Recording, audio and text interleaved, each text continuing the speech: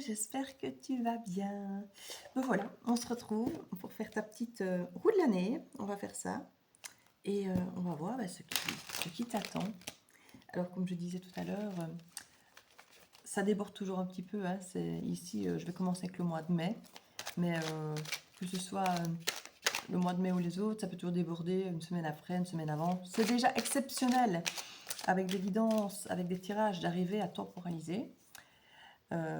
Parce que généralement, tout ce qui est tirage, on a rarement une temporalité vraiment qui est claire. Et là, j'ai remarqué qu'avec les roues de l'année, juste avec ces tirages-là, là, j'arrive à vraiment donner une timeline.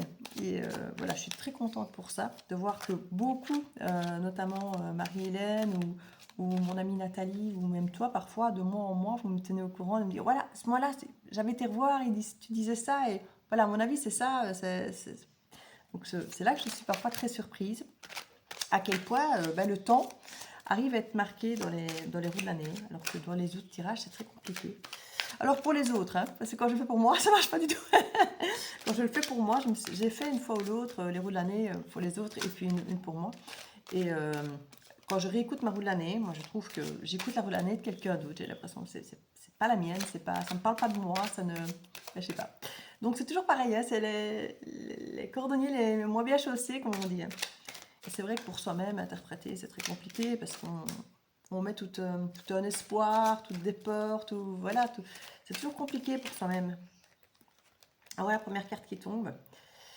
As d'épée pour mai, alors on va dire. Hein. As d'épée, et puis on a le 2 de denier. Alors ce qui est sympa, c'est qu'on a déjà le A, 2, donc on a comme déjà une évolution, comme si on commençait. Alors c'est pas c'est l'épée, l'autre c'est le denier, je vais mettre comme ça, tu verras quand même. Les cartes, c'est quand même plus sympa de voir les cartes, surtout au fur et à mesure quand on en met beaucoup, que de voir ma tête, c'est pas nécessaire. C'est juste pour te faire coucou ma tête. Et, euh, et c'est vrai que c'est quand même, c'est pas, comme je dis, c'est pas tout des coupes ou tout des épées, mais on a quand même déjà, on voit qu'il y a une forme d'évolution. Et c'est comique d'avoir le A sur le mai, parce que justement, je pense au 1er mai. Et le 1er mai, c'est comme un moment qu'on estime être un moment de chance, il y a le muguet. Et peut-être quelque chose qui se déclencherait peut-être bien même ce jour-là. Je ne sais pas pourquoi.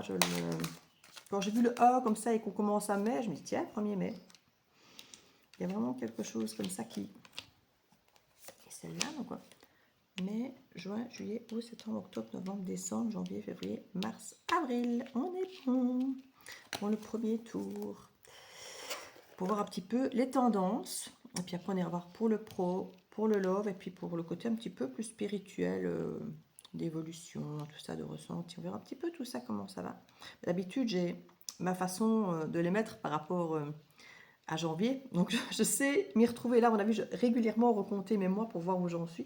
Quand je te parlerai pour savoir quel mois je t'annonce. Parce que sinon, je vais souvent, à mon avis, être habitué qu'on a janvier. Puis là, c'est temps, par exemple. Donc, tu vois. Mais c'est rien, c'est rien. On va juste... C'est plus par habitude ici, finalement. Donc voilà, j'allais dire pour le 1er mai, une fois de plus que j'allais dire. As d'épée. L'as d'épée, c'est clarté de l'esprit. Donc ça, c'est vraiment... Alors, soit c'est une vérité... Alors, soit qu'on peut te dire, que tu peux apprendre, ou que tu peux toi-même comprendre. Hein. Parfois, comme je disais tout à l'heure, on relit un livre et il y a une vérité qui nous explose à la figure, alors qu'à la limite, on l'a peut-être même toujours su, qu'on l'a peut-être même toujours lu, vu, entendu, compris. Mais ça peut prendre une autre dimension. Et ici, ça peut être une vérité, simplement une clarté d'esprit, quelque chose qui te semble évident. Peut-être quelque chose où tu avais un brouillard dans le passé par rapport à un questionnement, une situation, une question que tu te posais à toi-même ou qu'on te posait. Et puis là, subitement, il peut y avoir une situation, une réponse ou quelqu'un qui se comporte d'une façon qui te mette quelque part. Bah voilà, maintenant je sais, j'ai compris, c'est clair, je ne me pose plus de questions. Il y a une forme de... Ça peut être une idée aussi, une idée qui te vient, qui te semble... Ça peut être une idée de génie, hein, mais ça peut être une idée... Ah bah oui, bah je vais faire ça, tiens. Voilà, j'y ai jamais pensé, mais finalement je vais faire ça. Ça peut être quelque chose sous cet ordre. Voilà, ça peut être quelque chose... C'est vraiment une émergence de quelque chose de mental, de cérébral, qui vient, qui tombe. Ça peut être tout à fait nouveau, tout comme ça peut être quelque chose d'ancien, qui apparaît sur un angle neuf, clair. Parce que c'est vraiment ça, l'as d'épée. Ce n'est pas que une idée, c'est quelque chose qui apparaît clair, qui n'était peut-être pas. Et ça peut être quelque chose de très vieux qu'on voit autrement, qui te sort subitement clair alors que ça l'était pas du tout, ou ça peut être quelque chose qui apparaît totalement nouveau, qui n'avait rien à voir avec le passé, auquel on n'avait jamais pensé. Donc ça dépend. Peut-être qu'il y a les cartes suivantes qu'on mettra dessus. Nous en dirons plus à ce sujet. Mais bon, en tout cas, pour l'instant, tu peux franchement ouvrir, rester ouvert à l'inconnu et à accueillir les idées nouvelles. Parce que pour moi, il y aura quelque chose qui va se déclencher là pour ça. Mais joie de denier. Alors on peut justement, suite potentiellement à cette idée, mais peut-être pas, hein, suite à ce qui pourrait se passer en mai, jongler encore un peu avec l'ancien et le nouveau. C'est pas parce qu'on a quelque chose qui est clair, qu'on sait où on va, qu'on a une réponse, qu'on a une évidence, qu'on a quelque chose, une idée de génie, que directement, paf, en un claquement de doigts, on bascule. Hein. On peut basculer effectivement progressivement vers cette idée, la faire naître, lui faire prendre racine et vie, sans pour autant lâcher totalement l'ancien, les choses qu'on connaît, les choses qui sont habituelles. Voilà, on peut très bien, si c'est par exemple un nouveau boulot, on peut très bien garder quand même l'ancien le temps qu'on mette en place le suivant.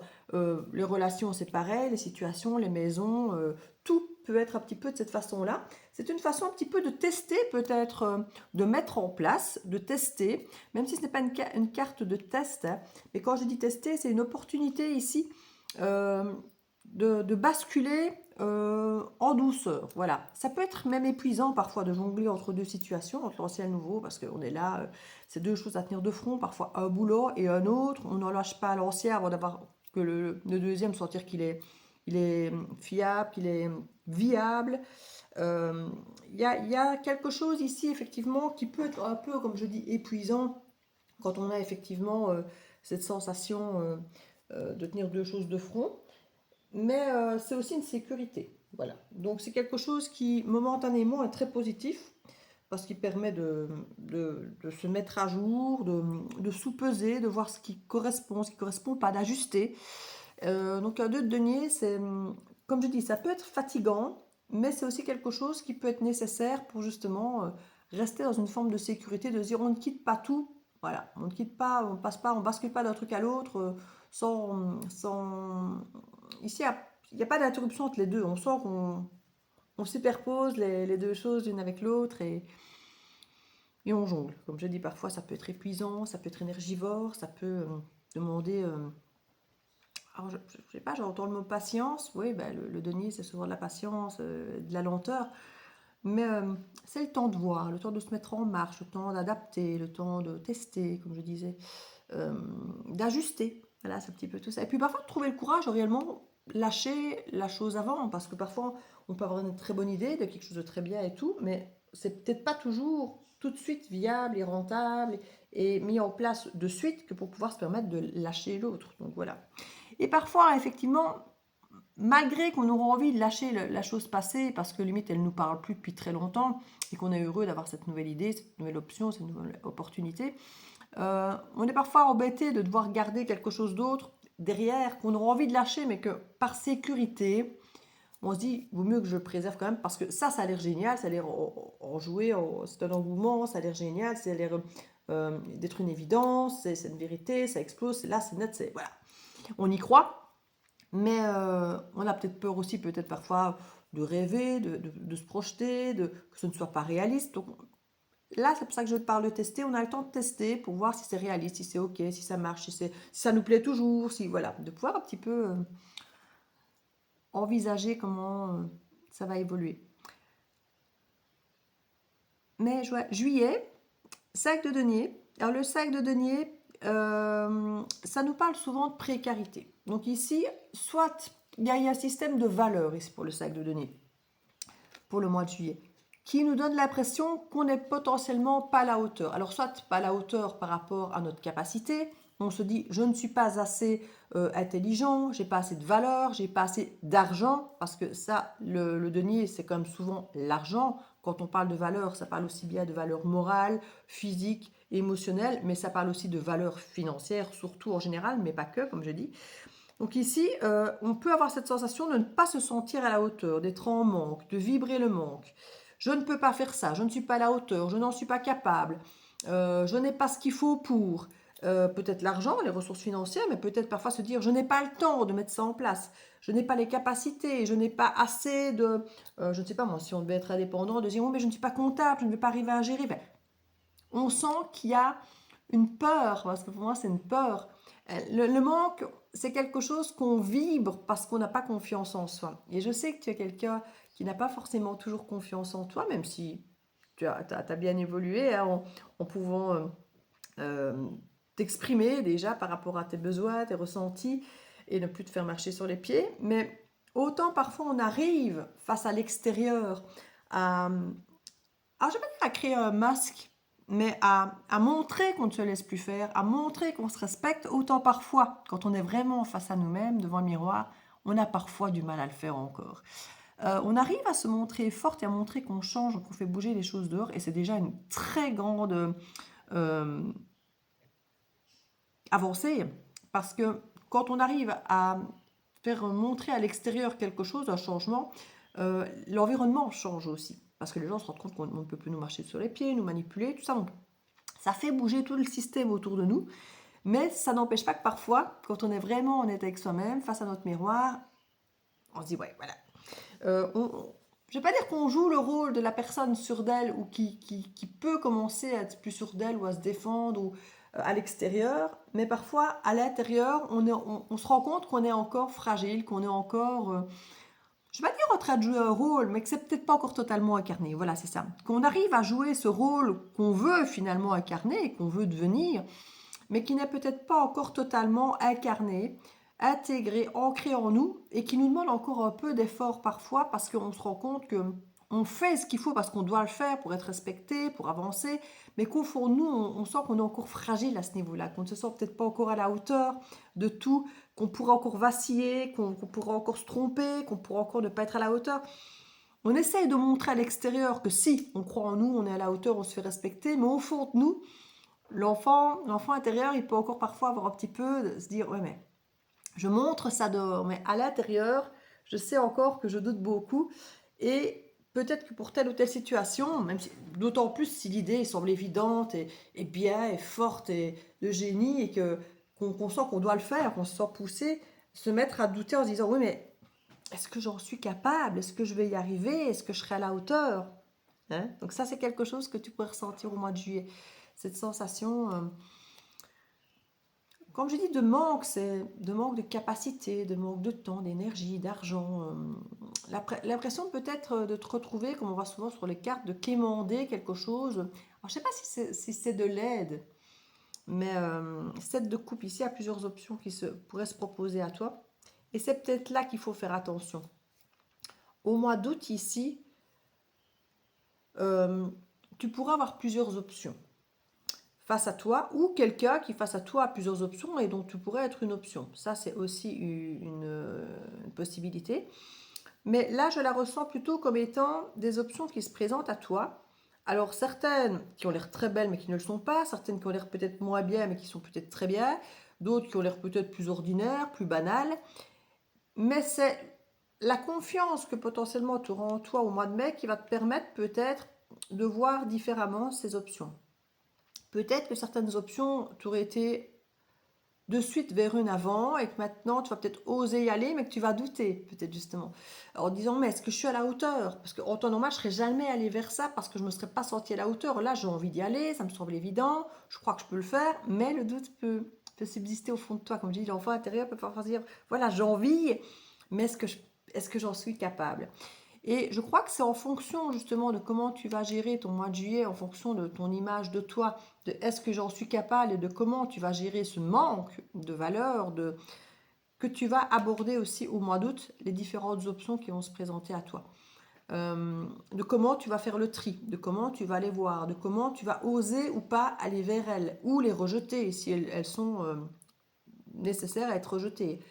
Parce que quand on n'a pas de valeur de soi, parfois on va accepter des choses qu'on ne devrait pas. C'est possible aussi. Donc, fais attention aux options au mois d'août qui pourraient être proposées, que ce soit dans le bon comme dans le mauvais, dans le très bon, dans le très mauvais ou dans l'ordinaire. C'est parfois dans les petites choses ordinaires qu'on trouve quelque chose qui nous convient.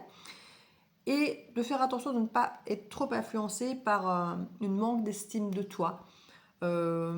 cette sensation que tu pourrais manquer de valeur ou de ne pas être à la hauteur face à certaines options ou d'accepter de subir certaines options parce que tu estimerais que de toute façon tu ne mérites pas d'autres, tu vois, voilà. Donc c'est un petit peu le piège. Et ici est en juillet et l'autre est en nous. Donc c'est d'abord le manque d'estime, en guillemets, ou la peur de ne pas être à la hauteur qui vient avant les options.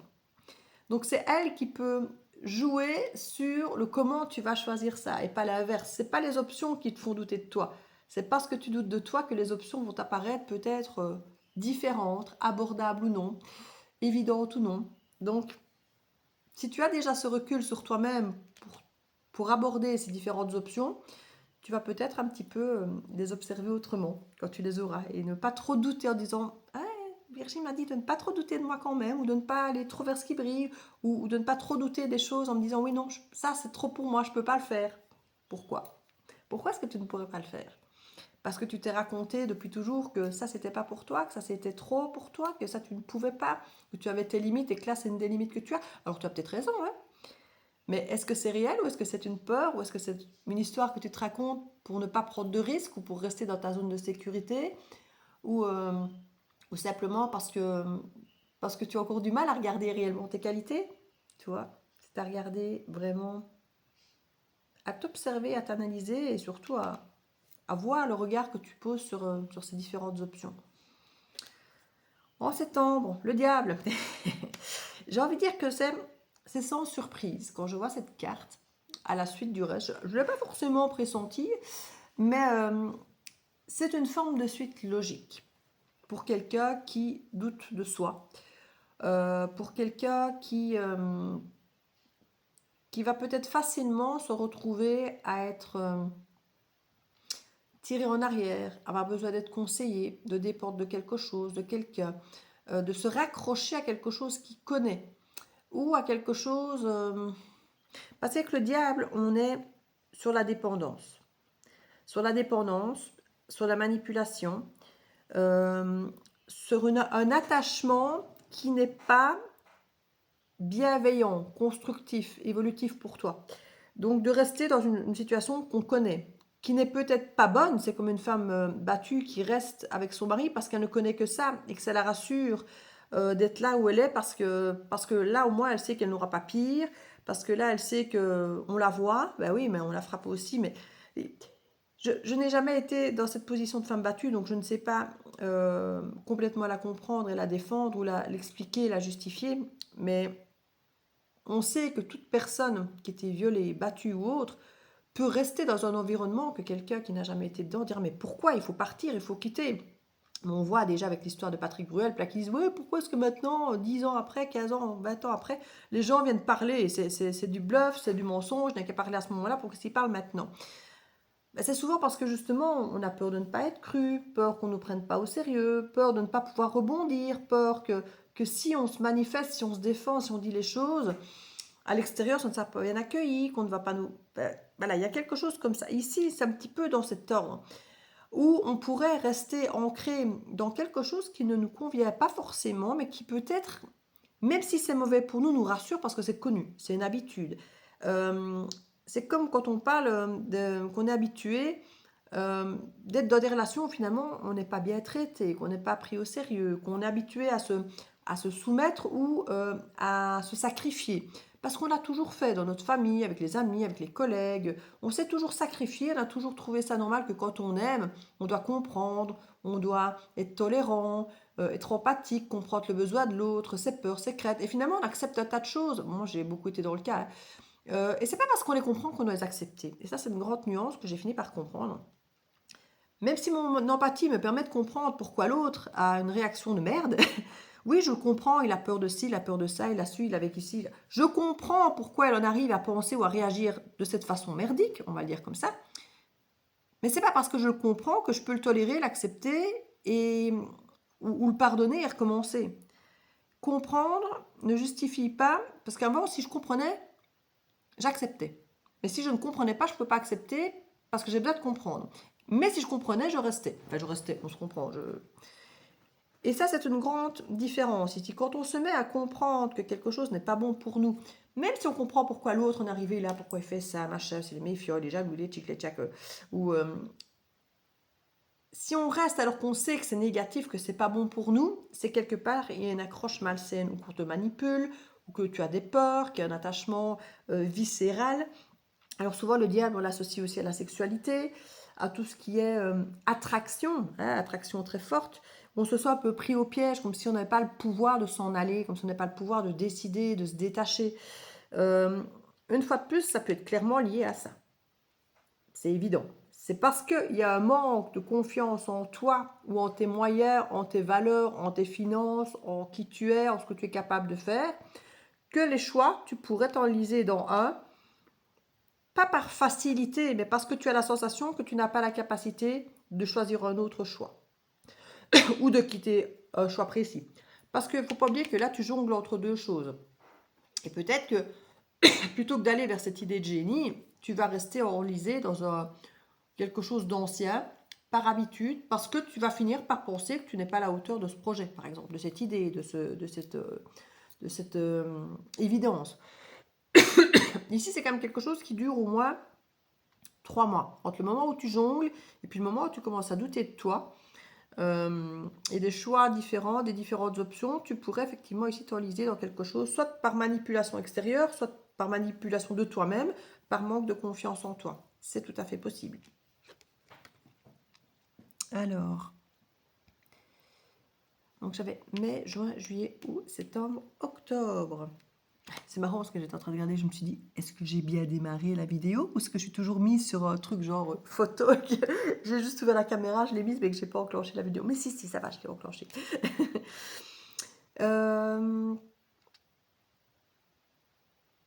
Octobre, je disais donc, roi de denier. Et ça, j'ai envie de dire, c'est excellent. Ça remonte une prise de poids. Alors c'est marrant parce que j'ai pas forcément la transition entre les deux.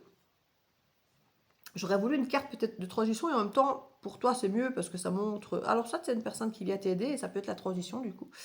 Soit c'est toi qui reprends ton pouvoir directement là-dessus, ce qui est très très bien aussi. Maintenant, il faut que ça reste suffisamment ancré, mais un roi de denier, c'est ce qu'il y a quand même de très ancré. Le denier, c'est très ancré. Le roi de denier, il sait exactement comment il dépense son énergie, son argent pour que ce soit rentable. Le roi de denier, s'il met du temps là, en quelqu'un, en une situation, en un événement, en un projet, ou il achète des actions ou quoi, il sait exactement que ce qu'il investit, ça sera rentable. Il n'investit pas dans un truc pas rentable, hein. Donc ça, le roi de denier, il se respecte, il connaît ses valeurs, il connaît ses capacités, il sait ce qui marche ou non, et il investit là où il sait que ça va rendre, il y aura un retour. Alors peut-être pas identique, peut-être pas, mais suffisamment que par rapport à ce qu'il aura investi, d'une façon ou d'une autre. Comme je dis, parfois on investit de l'argent, mais c'est pas forcément de l'argent qu'on va récupérer, mais autre chose. Parfois on investit, comme je dis, on peut très bien aller aider quelqu'un à déménager, mais que l'aide qu'on nous rendra ne sera pas forcément dans un déménagement, mais autrement. Mais on arrête d'investir dans des situations qui ne rendent rien, qui n'apportent rien, qui n'ont pas un retour d'échange, d'énergie, de valeur, ouais, ça peut aussi être financier, hein, parce que je ne sais pas dans quel secteur parle de tout ça, si c'est financier, si c'est... Mais pour moi, c'est potentiellement lié à ce projet ou à cette idée de départ qui pourrait déjà arriver en mai. Ou par rapport à différentes options ici, il est question effectivement de se dire je ne vais plus maintenant prendre des options qui sont trop floues, ou je ne sais pas où je vais, qui promettent peut-être beaucoup, mais où il y a rien de... alors, une fois de plus, on peut se dire oui, mais il y a prise de risque ou pas prise de risque. Ça, une fois de plus, chacun sait ce qu'il prend comme risque. Il y a des choses sur lesquelles on est prêt à prendre des risques et puis des choses moins. Ici, le roi de denier, il sait là où il peut prendre des risques et où il les prendra parce qu'il sait que ce qu'il investit n'est pas énorme et donc il peut prendre le risque parce que si ça marche, il gagne bien, par exemple.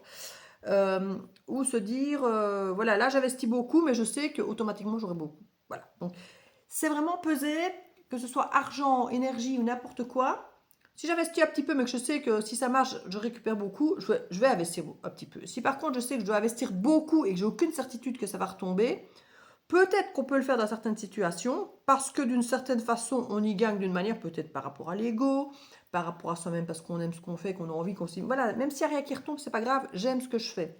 Mais on ne sera pas dans le sacrifice avec le roi de denier. On n'est pas dans le sacrifice. Même si on ne récupère rien, on récupère quelque chose pour son ego, pour sa satisfaction personnelle. Voilà, mais c'est pas rien. Surtout pour un lion ici. Hein. Et je parle du lion, je parle de l'ego, de la posture, je ne parle pas forcément du signe. Chariot, j'aime beaucoup. Novembre. Mois de novembre, il y a quelque chose qui avance, qui va très vite. Il y a une décision qui est prise. On va dans un sens plutôt que dans un autre. Avec le chariot, normalement, ça représentait que 2 chevaux, un blanc, un noir et un chariot. Et il faut prendre une direction. On a 2 chemins, 2 chevaux. Et on ne peut pas se permettre que chaque cheval est dans sa direction. On doit décider. Ça va dépendre effectivement de toute la posture dont on vient de parler. De ta confiance en toi par rapport à tes valeurs, tes capacités, au choix, à ta façon de l'analyser, de les voir, de les observer, de les jauger, de les juger, de les peut-être mettre de la balance pour voir comment tu les envisages, comment tu les vois. Et peut-être que l'espace d'un instant, tu vas sentir que tu es bloqué dans un espace, je ne vais pas dire rassurant, mais que tu connais, où tu vas te sentir attaché, obligé, un peu piégé momentanément, peut-être, j'ai l'impression. Hein. Ce serait ici que au mois de septembre, où tu te sentiras peut-être encore piégé dans un endroit, peut-être à cause d'un contrat, ou financièrement parlant, ou parce qu'une personne joue un peu de la séduction. Allez, s'il te plaît, Stéphanie, tu ne veux pas encore rester un petit peu ou m'aider ou faire ça. Voilà. On peut se faire piéger momentanément, mais pour moi, c'est de courte durée. Hein. C'est au mois de septembre. Parce qu'après le lion reprend le dessus, et même si là il a peut-être mis de l'énergie à rien, là il va arrêter. Il dira voilà, je ne mets plus mon énergie là où ça ramène quelque chose. Et là, si ça ne me ramène pas ou une satisfaction, ou de l'argent, ou une énergie, ou une solidarité, ou une loyauté, ou voilà, quelque chose d'une façon ou d'une autre qui moi vient me nourrir, j'arrête. Voilà. Et je crois que là, ça marche très bien. Et dès que tu arrêtes ça, dès que tu comprends ça, dès que tu investis là où il faut, comme il faut, voilà, en bon roi de denier. Et si c'est pas toi, c'est quelqu'un à tes côtés qui te montre ça et qui fait ce choix et qui fait les choses et qui tranche et qui... Voilà. Et là, du coup, ça te permet d'aller dans une direction directement au mois de novembre qui est décidée. Et là, ça va vite. Une fois que tu as un petit peu ramé là, parce que on dirait que c'est quelque chose, alors je ne vais pas dire qui te dépasse, mais qui est nouveau pour toi, qui te dépasse un peu et qui fait que tu hésites à y aller parce que tu ne connais pas, en fait, tu ne te sens pas à l'aise et du coup tu doutes de toi. Ça vient rechercher, c'est comme si l'univers te testait peut-être un peu en disant voilà, on te met quelque chose de nouveau.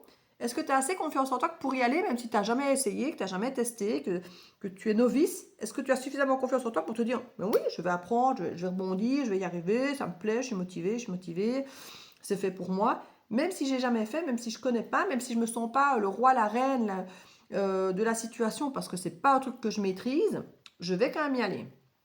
Tu vois?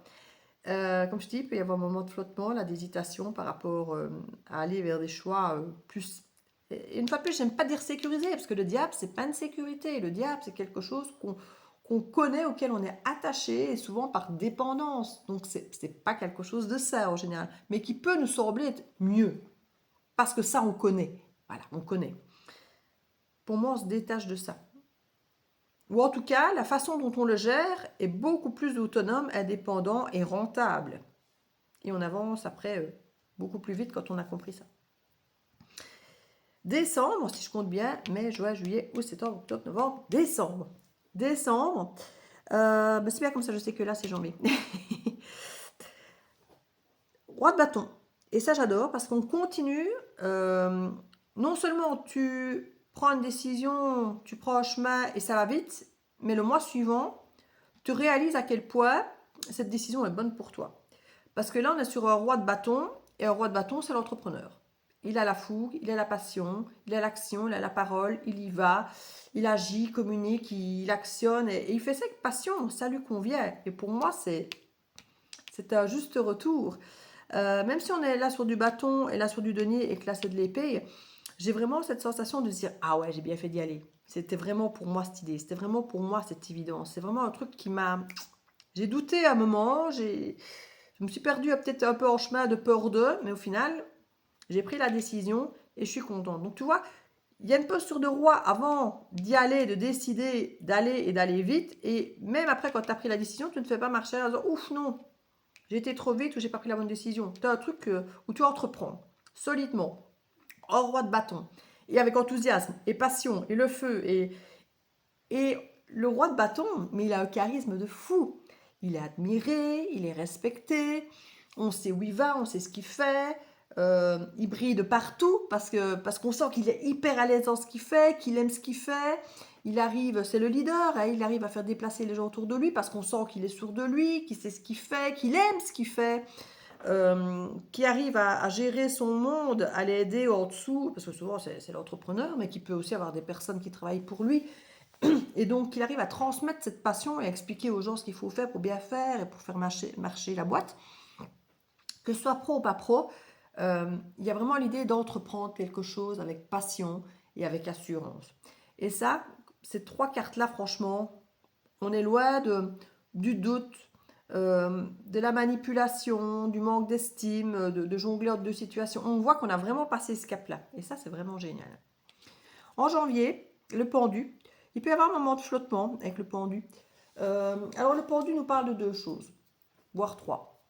Alors ça peut nous parler de temps suspendu, de ralentissement, voire qu'on se stoppe totalement. Ça peut aussi nous parler de changer de regard, de changer de vision, d'attitude par rapport à quelque chose. Se dire, tiens, maintenant je le vois autrement. Ça, je le voyais comme ça, et là maintenant... Alors soit on t'appelle à voir quelque chose autrement, soit toi-même tu vois quelque chose autrement. Et parce que tu le vois autrement, tu réajustes ta façon de faire. Et c'est ça qui peut amener ce côté pause. Maintenant, le pendu peut aussi parfois nous parler de sacrifice. Et c'est peut-être justement là que le changement d'angle de vue peut se faire. On pouvait parfois imaginer, oui, je ne ferai jamais ça parce que c'est un sacrifice. Ou tiens, on peut voir le sacrifice d'une autre manière. Une fois de plus, s'il est vu sous l'énergie de la carte d'un roi de denier, par exemple, on dit qu'il sait comment il investit, le sacrifice peut être entrevu très différemment. Comme je dis, si on sait que ce qu'on fait d'une façon ou d'une autre, même s'il n'y a pas de retour, ça nous nourrit nous d'une façon, on ne se sacrifie pas. Si par contre on fait des choses en sentant qu'il n'y a jamais de retour et qu'on se sent comme sacrifié parce que c'est comme une mère qui reste à la maison pour s'occuper du mari, des enfants et tout ça, tant qu'elle a quelque chose qui la nourrit de faire ça, elle ne se sacrifie pas. Le jour où elle commence à se sacrifier, à mettre sa vie de femme, à ne pas aller bosser, à ne pas voyager, à ne pas voir ses amis, et qu'elle sent que ça lui coûte, là, ça devient un sacrifice. Et c'est là qu'il est facile, au bout d'un moment, quand on comprend ça, qu'on arrive à sous-peser ça, de prendre des décisions qu'avant, on n'aurait peut-être pas pu prendre, parce que ça nous semblait naturel de nous sacrifier. Et là, on arrive à comprendre où est-ce qu'il y a sacrifice, et où il y a le je prends soin des autres, mais où ce n'est pas un sacrifice, parce que là, ça me nourrit, donc ok, je peux le faire, même s'il n'y a pas de vrai retour de l'extérieur, moi, ça me nourrit. Mais si moi, ça ne me nourrit plus et que j'ai besoin de me sacrifier, il faut au moins qu'il y ait un retour d'une autre manière, que ce soit financier, que ce soit dans des valeurs, voilà, il y a quelque chose, il y a un moment, il faut qu'il y ait un win-win quelque part. Et je crois que l'angle de vue, la façon dont on voit les choses, change à ce niveau-là. Et ça peut créer un petit ralentissement par rapport à quelque chose, justement pour sous-peser. Tiens, là, est-ce que je vais encore le faire ou pas? Et là, et au mois de janvier, ça peut parfois sembler justement après les fêtes et autres, où on a pris un peu de recul, peut-être un peu congé, et observer les choses un peu différemment, voir comment les choses bougent sans nous, et voir, tiens, est-ce que je vais refaire les choses de la même manière à la rentrée ou pas? Voilà, ça peut être quelque chose comme ça. En tout cas, il y a une posture de ralentissement par rapport à l'idée potentiellement du sacrifice, où on change de regard par rapport à la façon dont on fait les choses, dont les gens autour de nous font les choses, et on observe, et parfois on change d'angle de vue par rapport à la façon de faire, d'être, d'opérer, d'observer les choses par rapport aux autres, mieux comprendre pourquoi les autres font les choses de telle ou telle manière. Ben oui, mais en même temps, si tu t'es toujours sacrifié, pourquoi est-ce que les gens arrêteraient d'en profiter, entre guillemets, dans leur tête, hein? Donc forcément, tu as les gens qui ont toujours du mal à voir changer le truc de sacrifice ici. 4 de coupe, ben voilà, ça ne me surprend pas, le 4 de coupe, même si on n'est pas sur 4 de denier, parce que le 4 de denier, c'est vraiment la stagnation en mode j'observe et je ne donne plus rien. Le 4 de coupe, on est quand même sur quelque chose de ralenti, hein. Le 4 de coupe ici, on la voit bien, elle dort dans son coquillage. Le coquillage représente bien l'eau et les émotions, et elle dort dedans, ce qui montre vraiment le ralentissement. Alors ça peut nous parler de ralentissement, d'ennui, de frustration, parce que plus rien ne bouge, mais pour moi c'est totalement cohérent avec ce pendu qui, comme je dis, parle déjà de ralentissement. Alors oui, on peut avoir peut-être commencé sur des chapeaux de roue, avoir mis beaucoup d'énergie avec un chariot qui va vite. Et là, ici, ou pareil, on s'investit, ça va fort. Mais il y a peut-être un moment où on se dit, voilà, je viens te donner beaucoup. Je sais pas, moi, tu commences une nouvelle entreprise, par exemple, ça peut être n'importe quoi d'autre. Tu as entrepris, tu as mis de l'énergie, tu as décidé, tu as tenu tout à bras le corps parce que ça te plaît, hein, donc tu te rends compte. Mais à un moment, il faut peut-être effectivement apprendre, comme je dis, à doser.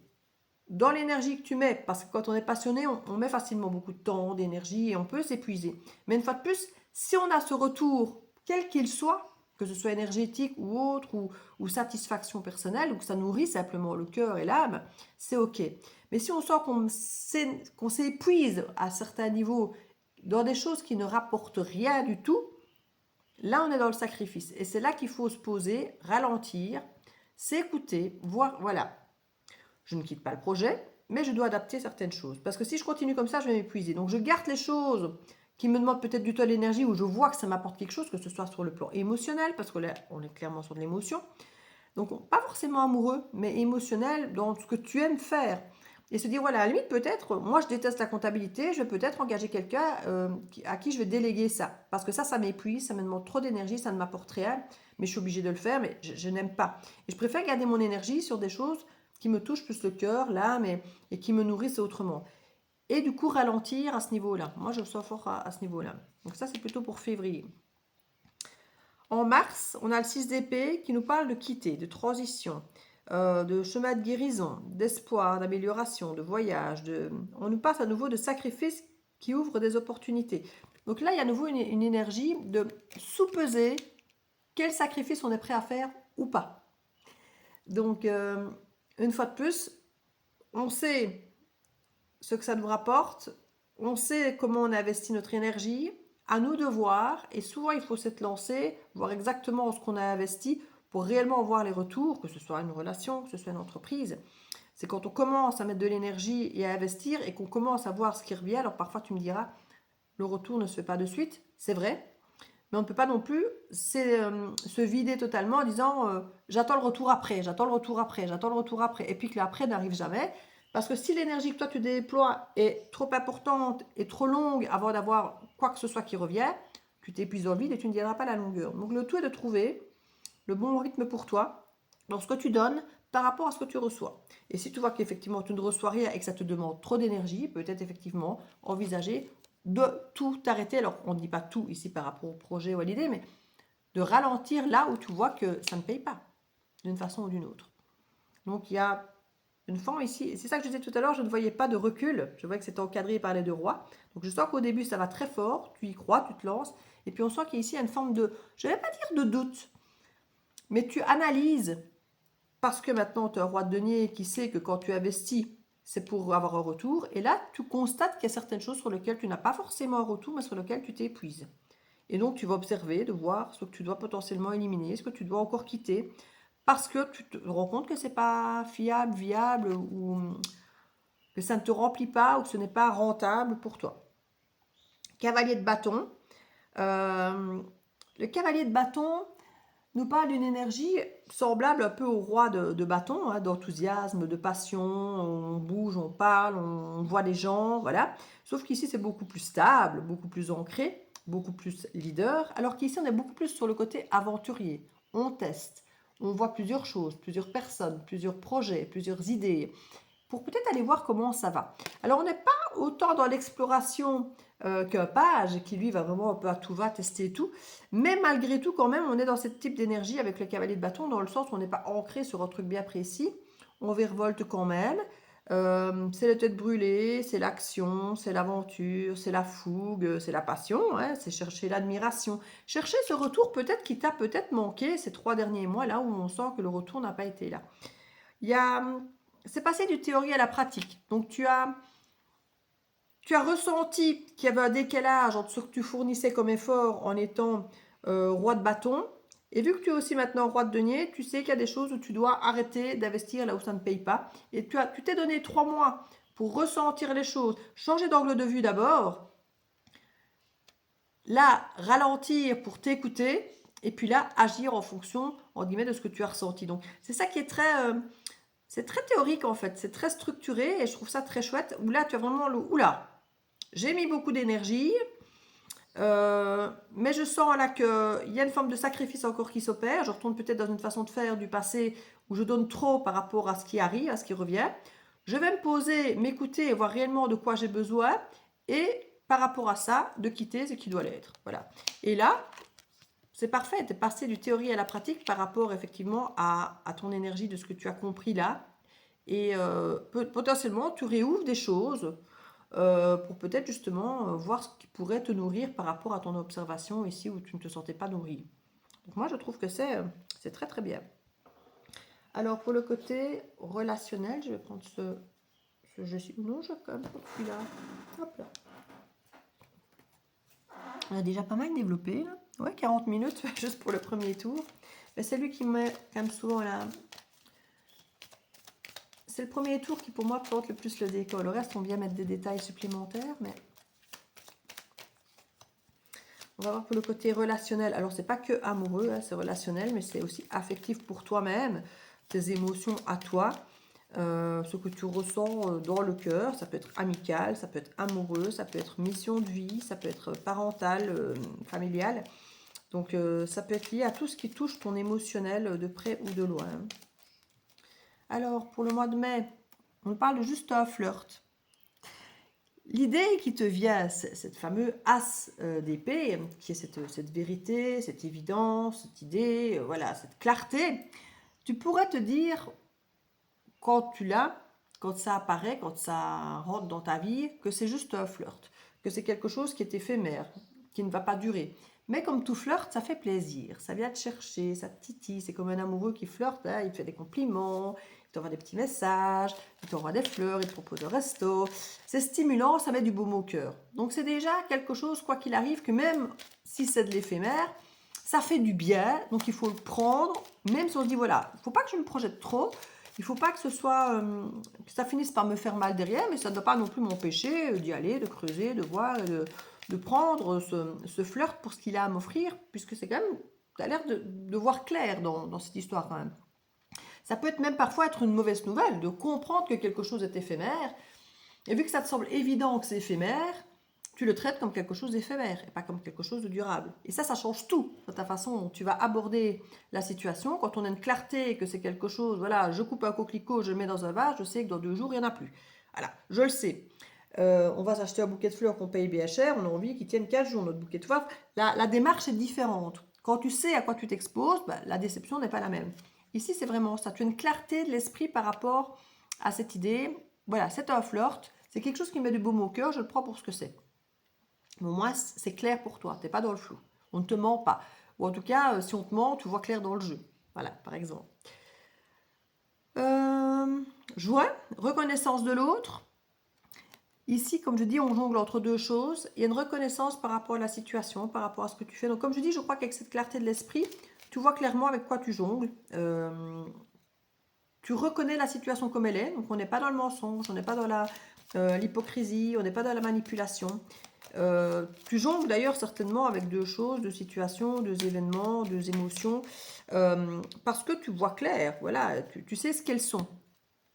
Alors ici, j'ai tentation, flirt avec le denier. Parce que c'est éphémère, tu pourrais peut-être à un moment ici ne pas bien le vivre. Et parce que justement, si c'est quelque chose qui plaît, on a envie que ça dure. Ah, c'est souvent comme ça. Moi, il y en a certains qui me disent, oui, mais pourquoi est-ce que tu n'essayes pas parfois simplement même un gars comme ça qui vient te séduire, même si ça ne dure pas, hein. Non, mais si j'ai envie d'y aller, c'est qu'il me plaît. Et j'aurais pas envie que ça se termine. Et si je sais que c'est un truc qui ne va pas durer et qui va s'arrêter, ben, j'ai pas envie de le commencer alors, parce que sinon je sais que je vais en souffrir.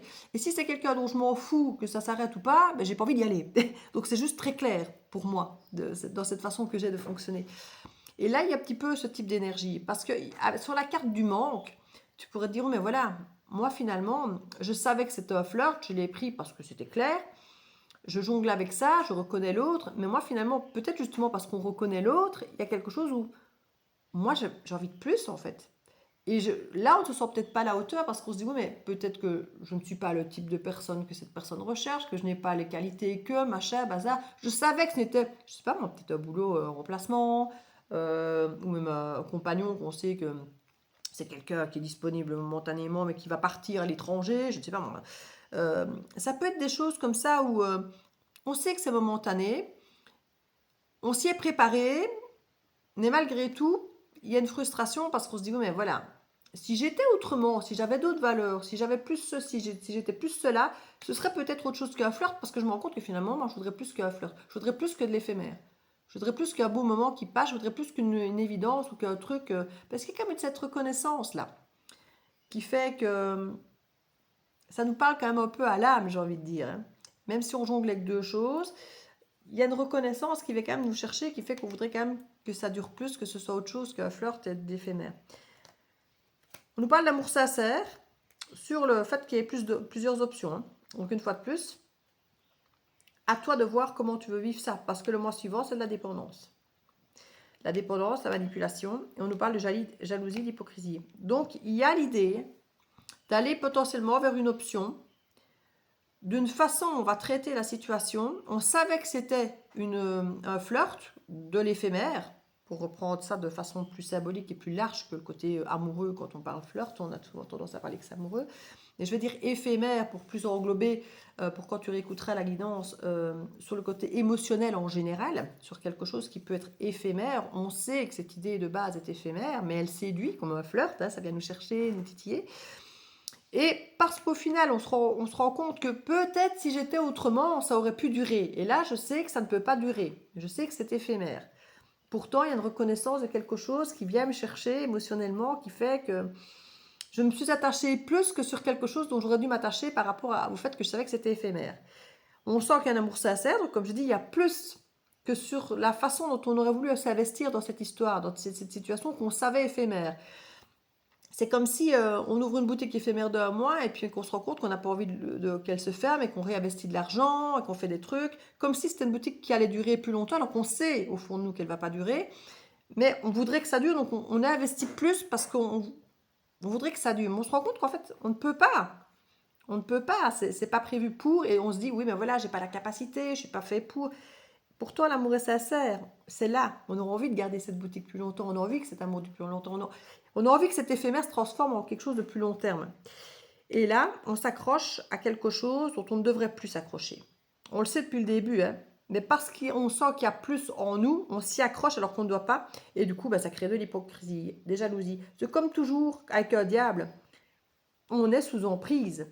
On reste souvent en se sacrifiant, en étant manipulé, en acceptant des choses qu'on ne doit pas, en tolérant des choses par attachement. Et la jalousie, l'hypocrisie sur le diable, il n'y a pas de surprise, c'est vraiment, ça montre à quel point le fait qu'on s'attache, qu'on ne laisse pas partir l'éphémère, alors qu'on le savait depuis le début en fait que c'était l'éphémère. Sur le flirt, pour moi, c'est vraiment symbolisé par l'éphémère. S'il n'y a rien derrière qui vient ancrer ça durablement, et on sent que pour toi, il y a quelque chose quand même qui vient s'ancrer. Hein. Mais on dirait que l'éphémère est toujours annoncé comme étant de l'éphémère. Donc, tu subis, on va dire, ton attachement sur quelque chose qui reste officiellement comme de l'éphémère, on va dire. C'est comme parfois quand on a un boulot, c'est leur coup d'accouchement, on sait que c'est pour 3 mois seulement, par exemple, tu vois.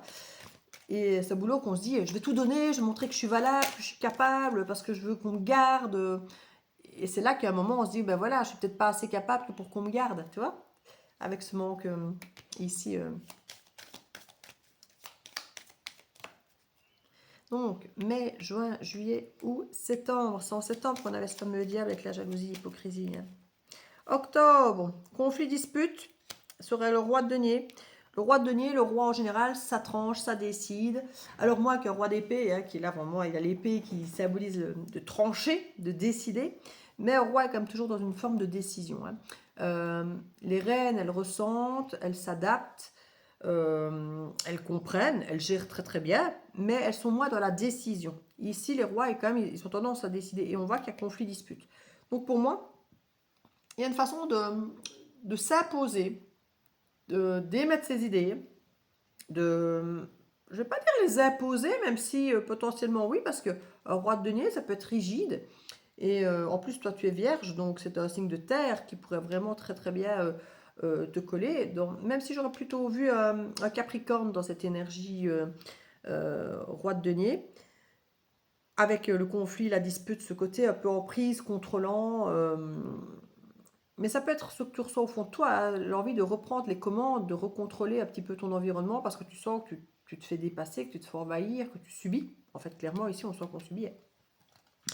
Et il peut y avoir effectivement conflit-dispute. Alors, ça peut être conflit-dispute intérieur, hein, clairement. Toi, tu dis, voilà, maintenant, je veux investir là où ça revient. Et là, je sens que moi, je donne beaucoup, je me perds et qu'il n'y a pas forcément le retour voulu. Et en même temps, c'est normal. C'est comme ça que ça avait été annoncé.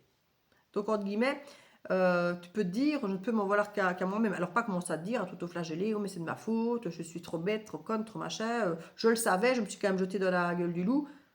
Si juste tu prends conscience, voilà, ça avait été annoncé, c'est moi qui me suis attachée, mais c'est pas grave, je vais me reprendre.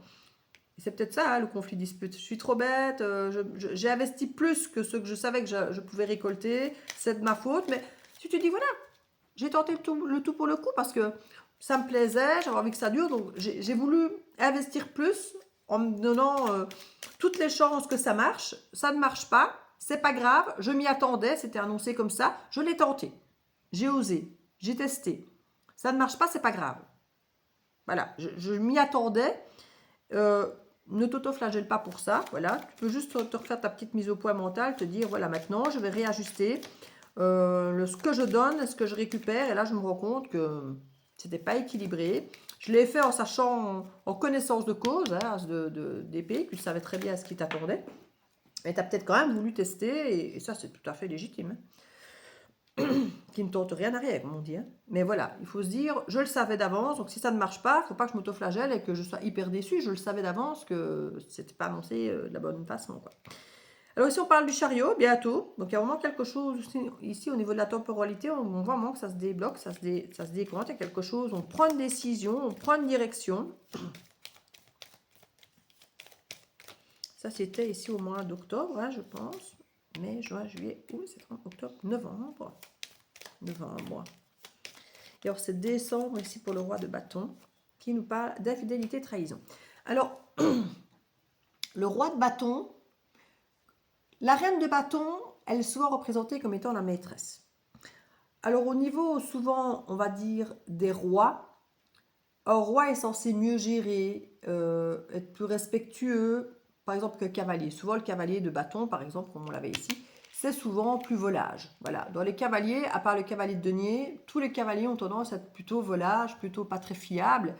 Dans les rois, généralement, ils sont comme ça, censés avoir une maturité un peu plus élevée, machin. Mais le roi de bâton est quand même un des rois les moins fidèles, sachant que c'est de la passion. C'est de la passion. Le bâton, c'est la sexualité.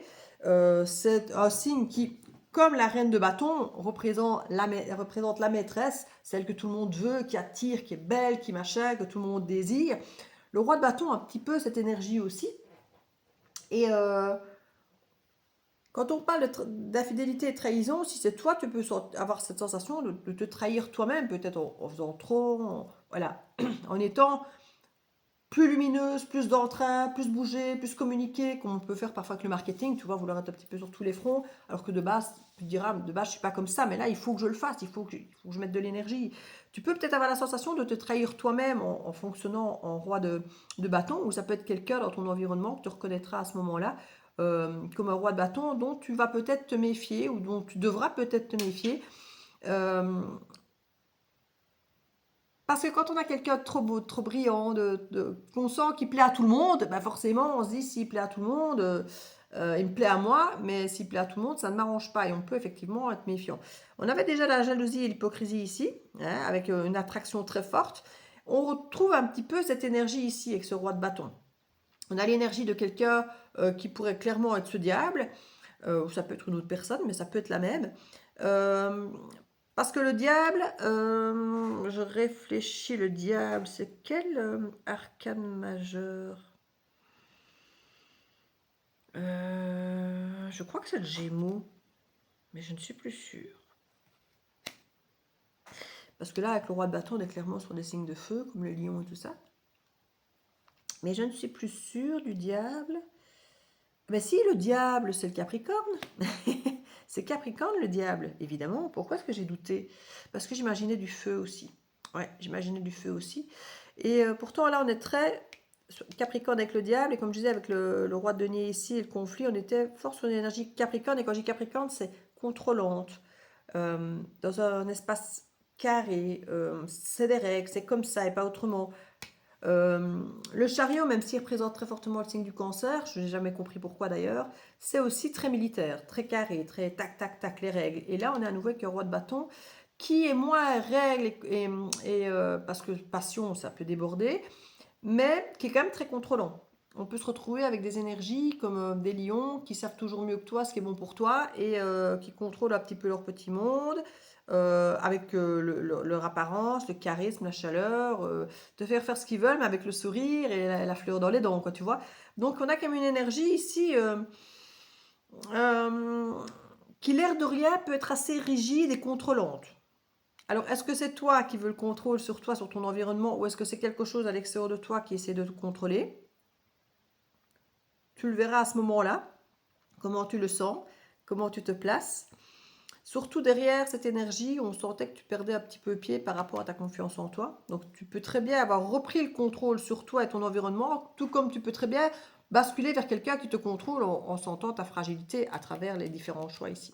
Donc, les deux options sont possibles. Et je crois que ça va un peu agir en fonction de comment toi tu vas gérer ta valeur ici et les choix que tu vas faire, tu vois.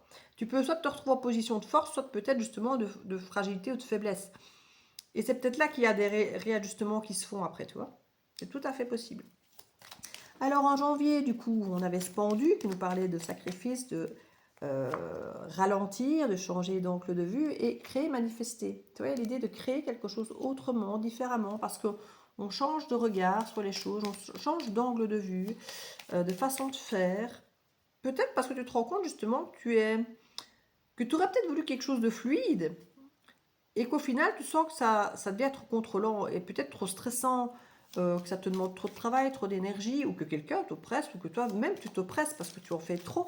C'est tout à fait possible. À vouloir bien faire, telles les vierges perfectionnistes, tu pourrais te retrouver à te mettre une pression qui finalement n'est pas du tout bonne pour toi en fait. Tu te rends compte que ça te demande trop pour ce que tu en retires. On en revient à la même situation que de tout à l'heure. Alors ici on parle de sexualité sacrée qui venait sur le 4 de coupe. Alors c'est assez surprenant dans le sens où le 4 de coupe c'est généralement le repos. Voilà, le repos, il ne se passe pas grand chose.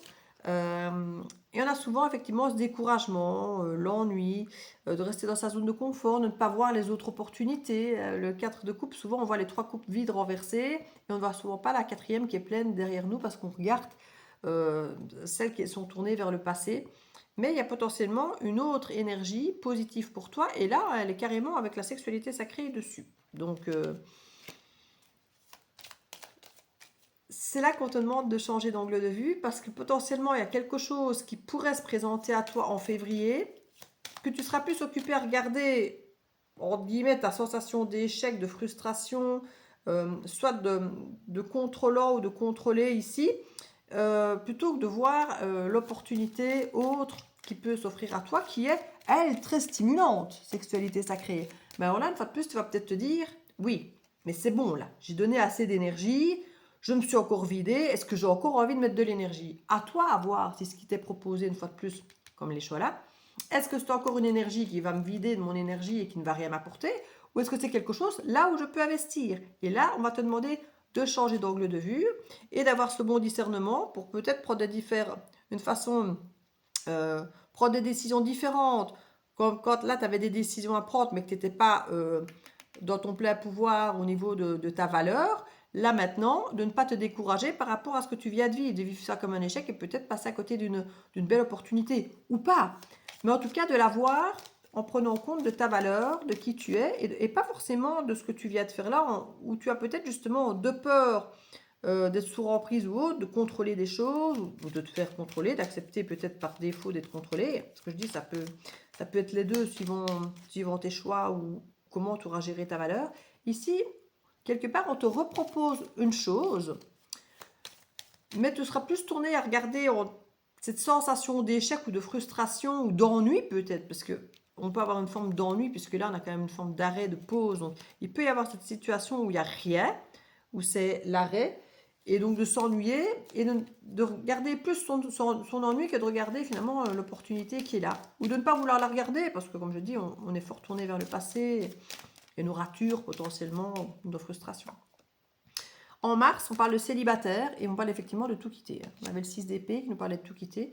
Donc c'est pas possible qu'en mars, on envoie un peu tout péter et en disant, ben voilà, je suis très bien seule. Et parfois, c'est simplement une bonne façon de faire pour se retrouver soi, pour remettre les pendules à l'heure et nos limites vers l'extérieur, pour que l'extérieur voit qu'on ne fait pas ce qu'on veut avec nous non plus.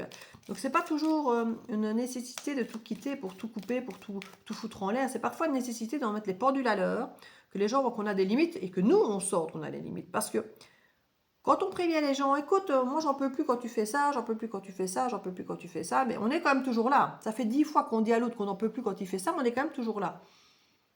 Tant qu'on ne coupe pas une bonne fois, qu'on ne saura pas une bonne fois, il ne va jamais prendre en considération nos limites, puisque nous-mêmes, on ne s'entend pas dire je n'en peux plus, je n'en peux plus, je n'en peux plus, et qu'on reste quand même.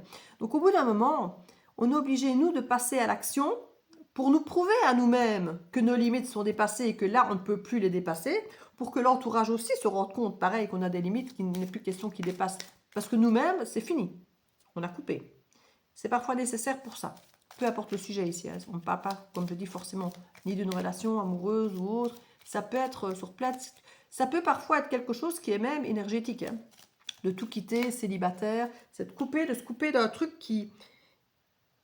Soit une énergie, quelqu'un qui nous contrôle, ou bien quelque chose où on sent qu'on a besoin de contrôler, parce que justement, s'il y a un diable, on sent qu'on doit reprendre, soit on est contrôlé par le diable, soit on a l'impression qu'on doit se battre contre le diable pour exister, soit ça peut être même énergétique, parfois c'est couper un lien ou une façon de faire, ou un passé, qui nous donnait cette impression de devoir toujours contrôler, de devoir toujours se battre.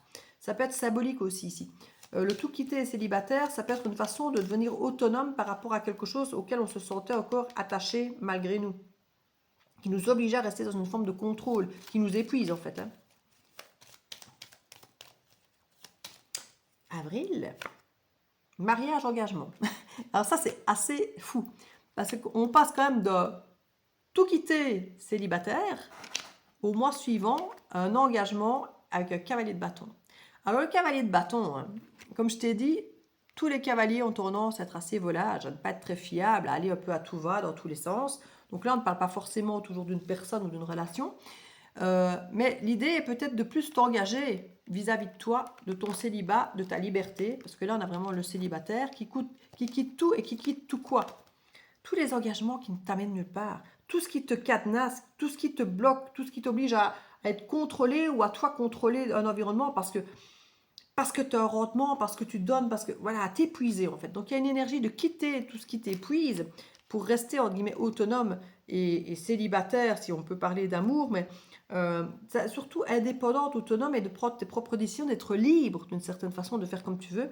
Et avec ce cavalier de bâton, d'explorer ce que tu as envie d'explorer, de voir ce que tu as envie de voir et de t'engager envers toi par rapport à ça, de t'engager, de continuer à pouvoir être libre et explorer et pas d'être dans cette énergie de contrôle, tu vois, de te faire une forme de promesse à toi-même, si ce n'est pas avec quelque chose de l'extérieur, ça peut être une promesse vis-à-vis de toi-même à ce niveau-là. Ouais, et c'est toi qui reviens au cœur du jeu. Attendre du retour, résister et tenir bon, amour vrai et puissant, pas prêt, décider. Tu vois, il y a une idée comme si on te faisait à nouveau miroiter quelque chose, on te manipule. Quelqu'un qui te fait miroiter quelque chose et qui t'oblige à être dans une forme de contrôle, comme je dis, toi de contrôler ton environnement, et du coup on est jaloux, on observe les gens, on analyse tout, ou alors tu sens que quelqu'un te met une pression tout le temps et que c'est toi qui es soumise à quelqu'un, tu vois, mais c'est tout sauf agréable à vivre en fait. Et ça, tu t'en es bien rendu compte, et ça, tu as changé d'angle de vue par rapport à ça en janvier. Il faut juste en février ne pas prendre de mauvaises décisions par ennui, par solitude, par frustration, tu vois.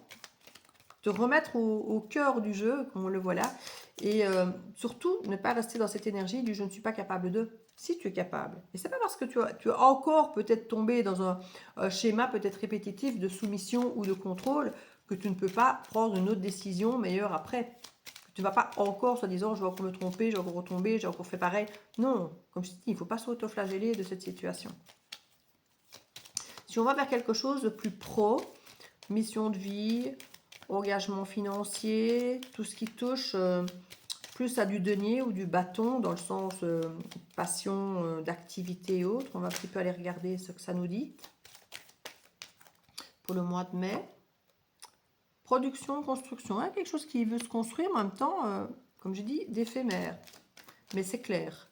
Donc il y a quelque chose à... On te demande quand même de mettre une certaine énergie, parce qu'on parle de construction, de production. Donc c'est pas un flirt où on peut te dire, effectivement, tu te laisses couler, tu te laisses voguer, tu n'as rien à faire, rien à attendre, laisse-toi juste chouchouter. Non.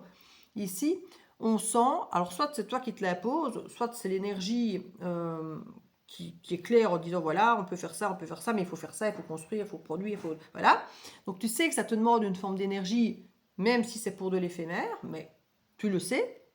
Soit c'est toi qui te donne ce besoin, cette envie de produire, de créer, voilà. Alors qu'on sait que c'est... Normalement, tu sais que c'est éphémère. Donc on ne te ment pas dans l'histoire, j'ai envie de dire. Avec l'as d'épée, tu sais ce qu'il en est. C'est clair. Il y a quelque chose de...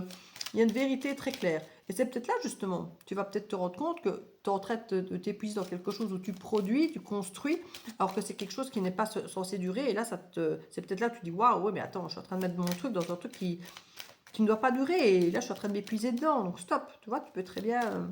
ou je vais ralentir ça. Parce qu'après, avec le 2 de denier, on peut être sur une énergie de ralentissement, puisqu'on met son énergie dans autre chose aussi. Et pas que dans une seule chose, quoi. Là, on a le compromis, tu vois. Et effectivement, on en vient avec le 2 de denier à une espèce d'équilibre entre deux choses. On essaye de trouver reconnaissance de l'autre, tu vois. Donc, il y a quelque chose qui vient quand même nous toucher le cœur. Et on essaie de faire une forme de compromis, de jongler entre deux situations, deux choses, l'ancien et le nouveau, une idée concrète. Peut-être justement jongler entre ce qu'on te demande de produire et en même temps cette conscience, cette clarté de savoir que c'est quelque chose d'éphémère. Et donc du coup, de réajuster un petit peu, de dire oui, bon voilà, je sais que c'est éphémère, donc je ne vais pas non plus mettre toute mon énergie en attendant un truc mirobolant derrière, alors que je sais que c'est pas ça, c'est pas ce dont je dois m'attendre, quoi. C'est là, je vais laisser là, tomber là. Bah, décidément. Voilà. Moi, je veux une pour juillet. Allez, petite pour juillet. Proposition, offre. Et c'est par rapport à ça que... Et on parle de tentation. Hein. Tentation, fleur. Donc, c'est quelque chose qui te tente. Il y a une offre d'emploi, une proposition, un partenariat, quelque chose qui t'est proposé. Aussi bien qui te touche le cœur que quelque chose dans une activité. Ça peut être une activité même créative, ça peut être une activité sportive. C'est pas forcément un engagement amoureux ou un engagement pro, mais ça peut. Parce que les deux quand même sont... Mais ça peut être reprendre un sport qui te plaît et qui en même temps pourrait être une activité qui vient un petit peu toucher quelque chose. Et mais tu doutes un peu de toi, de tes capacités. Avec le sac de denier, on sent que tu as peur de ne pas être capable de pouvoir répondre à la demande, à ce qu'on te demande, mais ça te tente pourtant. C'est quelque chose qui t'appelle, qui te tente, mais parce que ça te tente et que ça t'appelle, tu as peur de ne pas être à la hauteur. Parce qu'à mon avis, tu n'as pas envie d'être déçu, de voir que c'était une chance pour toi, l'opportunité, que tu n'as pas su l'attraper, que tu n'étais pas capable de... Et du coup, tu es à mon avis dans l'hésitation, là, dans les différentes options, en disant, ça me plairait, mais je ne me sens pas à la hauteur de pouvoir faire ça. Mais je rêverais de faire ce genre de truc. Je rêverais de pouvoir faire ça. Limite, c'est mon rêve. C'est peut-être pas aussi fort que ça, mais moi, je ressens vraiment comme ça. Mais je ne me sens pas à la hauteur. Je ne suis pas capable de réaliser. C'est comme si tu disais, moi, je rêve de faire le tour du monde, mais je ne me sens pas capable de partir comme ça, toute seule, faire le tour du monde. Tu vois, c'est un petit peu... Comme si entre la théorie, le cœur et la pratique, tu te sentais, toi, comme étant un gouffre au milieu de tout ça, pas capable de faire le lien. Quoi. Mai, juin, juillet, août. S'engager, s'affirmer. Ouais, donc il y a quand même l'idée que dans les différentes options, on parle d'amour sincère. Donc entre la tentation du flirt là, on passe à amour sincère. Donc il y a quelque chose qui, pour toi, est clair au niveau de ton émotionnel. Et là, dans les propositions d'offres d'emploi, malgré que tu ne te sens pas à la hauteur, il y a l'idée de s'engager, de s'affirmer. Parce que tu y crois, parce que ton cœur, tu sens que c'est un truc qui t'appelle. Tu vois ? Et là, cette de couple, il y a plusieurs options potentiellement qui sont là. Peut-être plusieurs façons de t'investir dedans, peut-être plusieurs... c'est peut-être le contrat hein, qui est assez ouvert, qui te permet de dire, ben voilà, tu peux t'engager à ça, ou à ça, ou à ça, ou au tout, ou à une partie, ou, voilà. Et c'est à toi à voir là où tu te sens à l'aise, ce qui te plaît, et en même temps ce dans quoi tu te sens capable, mais ça, comme je dis, tout te saboter en disant, je ne suis pas capable, je ne peux pas, ou alors tout prendre à ta charge en disant, oui, vu que je veux ce truc-là, je vais tout faire, je vais tout prendre, alors que non, il y a un moment, si tu prends tout, regarde, tu te retrouves peut-être cloisonné dans un truc qui va te dépasser. Donc, il ne faut pas avoir peur d'aller dans des choses où tu aurais peur de dire non, je ne suis pas capable, mais en même temps, de ne pas prendre des charges qui ne sont pas les tiennes ou que tu n'as pas envie de prendre, parce qu'on sent bien qu'à un moment où ça va être trop, quoi. Donc, il ne faut pas aller trop prendre, parce que tu dis si c'est un truc qui me plaît bien, j'aurais trop peur que ça m'échappe, si je prends pas tout, on risque de ne pas me le donner, tu vois. Ou de se dire, je ne vais pas y aller parce que j'ai trop peur de ne pas être à la hauteur. Faut rester juste par rapport à toi-même. Ne pas en faire trop et puis être dépassé, et ne pas non plus en faire trop peu et puis de regretter parce que tu n'as pas été, parce que tu as eu trop peur, quoi, par exemple.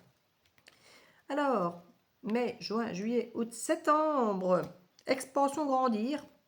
Et là, c'est avec le diable et la jalousie et l'hypocrisie. Il y a quelque chose qui est tentant. C'est vraiment ça, en fait. Le diable est souvent représenté où on se dit j'ai vendu mon âme au diable. Et quand on vend son âme au diable, c'est souvent en échange d'un truc énorme. Alors, dans les films et tout ça, on voit te faire revenir l'homme de ta vie, devenir une princesse, te faire gagner un super truc d'argent, accéder au poste suprême. L'expansion grandeur, il y a vraiment l'idée on te fait miroiter un truc énorme. Une fois de plus, prends ce que tu te sens apte à faire et ce que tu es vraiment capable de faire, pas ce que tu penses de toi qui est peut-être sous-coté, que toi te sous-cotes, mais pas non plus prendre tout en charge parce que tu as l'impression qu'on te fait tellement miroiter un truc énorme que tu dois tout faire, tout accepter, tu vois, parce qu'on sent bien que tu es tenu émotionnellement à ce truc et que ça pourrait soit te faire peur et te faire reculer et dire non, je suis pas capable, soit te dire ok, je prends tout parce que je vais pas passer à côté. Mais l'un comme l'autre est excessif. Il faut que tu arrives à faire le tri, à dire voilà, je suis capable, mais je vais pas tout prendre, je vais pas tout faire parce que là, je n'y arriverai pas non plus. Ne rien faire, je pourrais avoir envie parce que j'ai trop peur de me planter, parce que mais en même temps, c'est trop mon rêve, donc j'ai trop envie d'y aller, donc je peux pas y aller, mais je peux pas non plus tout prendre.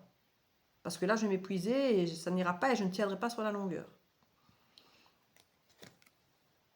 Si on nous parle de plus tard, il y a l'idée effectivement du roi de denier, du conflit intérieur, mais tu pourrais très bien avoir cette conscience de toi, de dire voilà, je veux investir là où ça me rapporte et tout ça, mais te dire plus tard.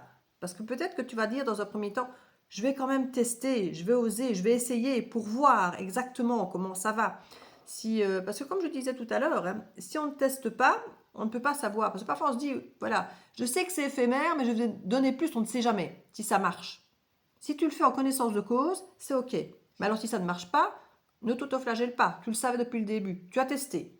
Voilà. Mais tu savais d'office que... Moi, il y a une histoire d'amour comme ça. Hein. Je me suis investie dedans et dès le départ, je savais que ça risquait d'être foireux. Ça avait l'air trop beau, et effectivement.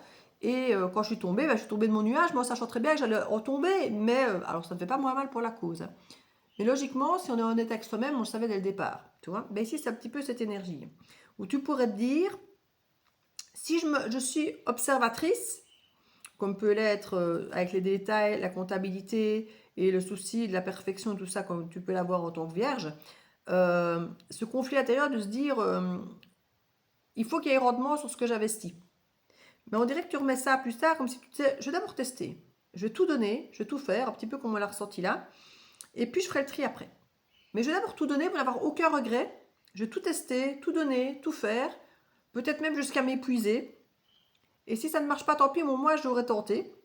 Même si de base, je sais que comme c'était là, c'était annoncé que de base, non. Mais pour ne pas avoir de regrets, je vais y aller. Parce que le côté du je sais dans quoi je m'investis, c'est pour ça qu'il y a peut-être un conflit dispute, hein, ça peut être clairement interne. Hein.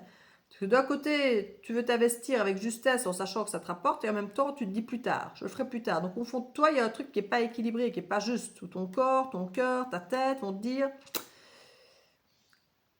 je sens que je vais encore me sacrifier, je sens qu'on va encore pomper mon temps, qu'on va pomper mon énergie, mais c'est pas grave, on verra plus tard, tu vois.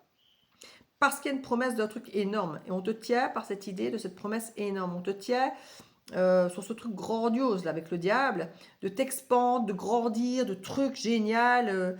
On va peut-être même avec jalousie et hypocrisie, on va peut-être même te mettre en concurrence avec quelque chose pour que tu aies envie, toi, d'avoir ça et de donner encore plus parce qu'il y a déjà quelqu'un qui donne là et que tu voudras toi qu'on te choisisse. Donc toi en faire plus encore alors que de base tu n'aurais peut-être pas forcément faire ça. Mais ce qui est fou, c'est qu'on met jalousie, hypocrisie et on met pas de compétition. Et il y a quelque chose qui, pour moi, on n'est pas que de la compétition ici, il y a quelque chose, on vient vraiment toucher avec le cœur, hein, parce qu'on a l'amour sincère, tout ça. Donc, ça te touche au cœur, c'est pas qu'une compétition pure et dure. Hein. L'idée de faire grandir quelque chose. Peut-être que tu te retrouves avec quelqu'un qui, de base, quelqu'un d'autre vient, ou c'est toi qui te retrouves avec deux personnes, parce qu'on a quand même l'énergie du denier, du denier, et puis qu'il y en a une qui devait peut-être être éphémère et qui finalement... alors ici, je te dis ça, c'est marrant, parce qu'on est quand même sur le truc pro, et là, je suis en train de parler d'un truc plus peut-être relationnel. On te promet d'avoir plus, de peut-être passer en première ligne, d'être l'officiel plutôt que d'être, entre guillemets, peut-être une maîtresse, tu vois, avec juste le flirt, tu vois, et que du coup, tu auras envie de passer première et de donner plus de... Alors que tu sais que tu donnes trop par rapport à ce que tu devrais faire, et tu dis plus tard, on verra après, je vais essayer. Tu vois, il y a vraiment cette idée du... Je sais que j'en fais trop, je sais que je suis sous contrôle, je sais que potentiellement je ne le fais peut-être pas pour de bonnes raisons, quoique si, parce qu'il y a quand même un truc qu'on te fait miroiter, que tu as envie d'avoir, donc tu ne le fais pas sans raison. Mais tu sais qu'il y a quand même potentiellement peu de chance. Ton subconscient va te le dire qu'il y a peu de chance quand même, entre guillemets, tu le sais. Mais tu vas, qui ne t'entraîne à rien, quoi.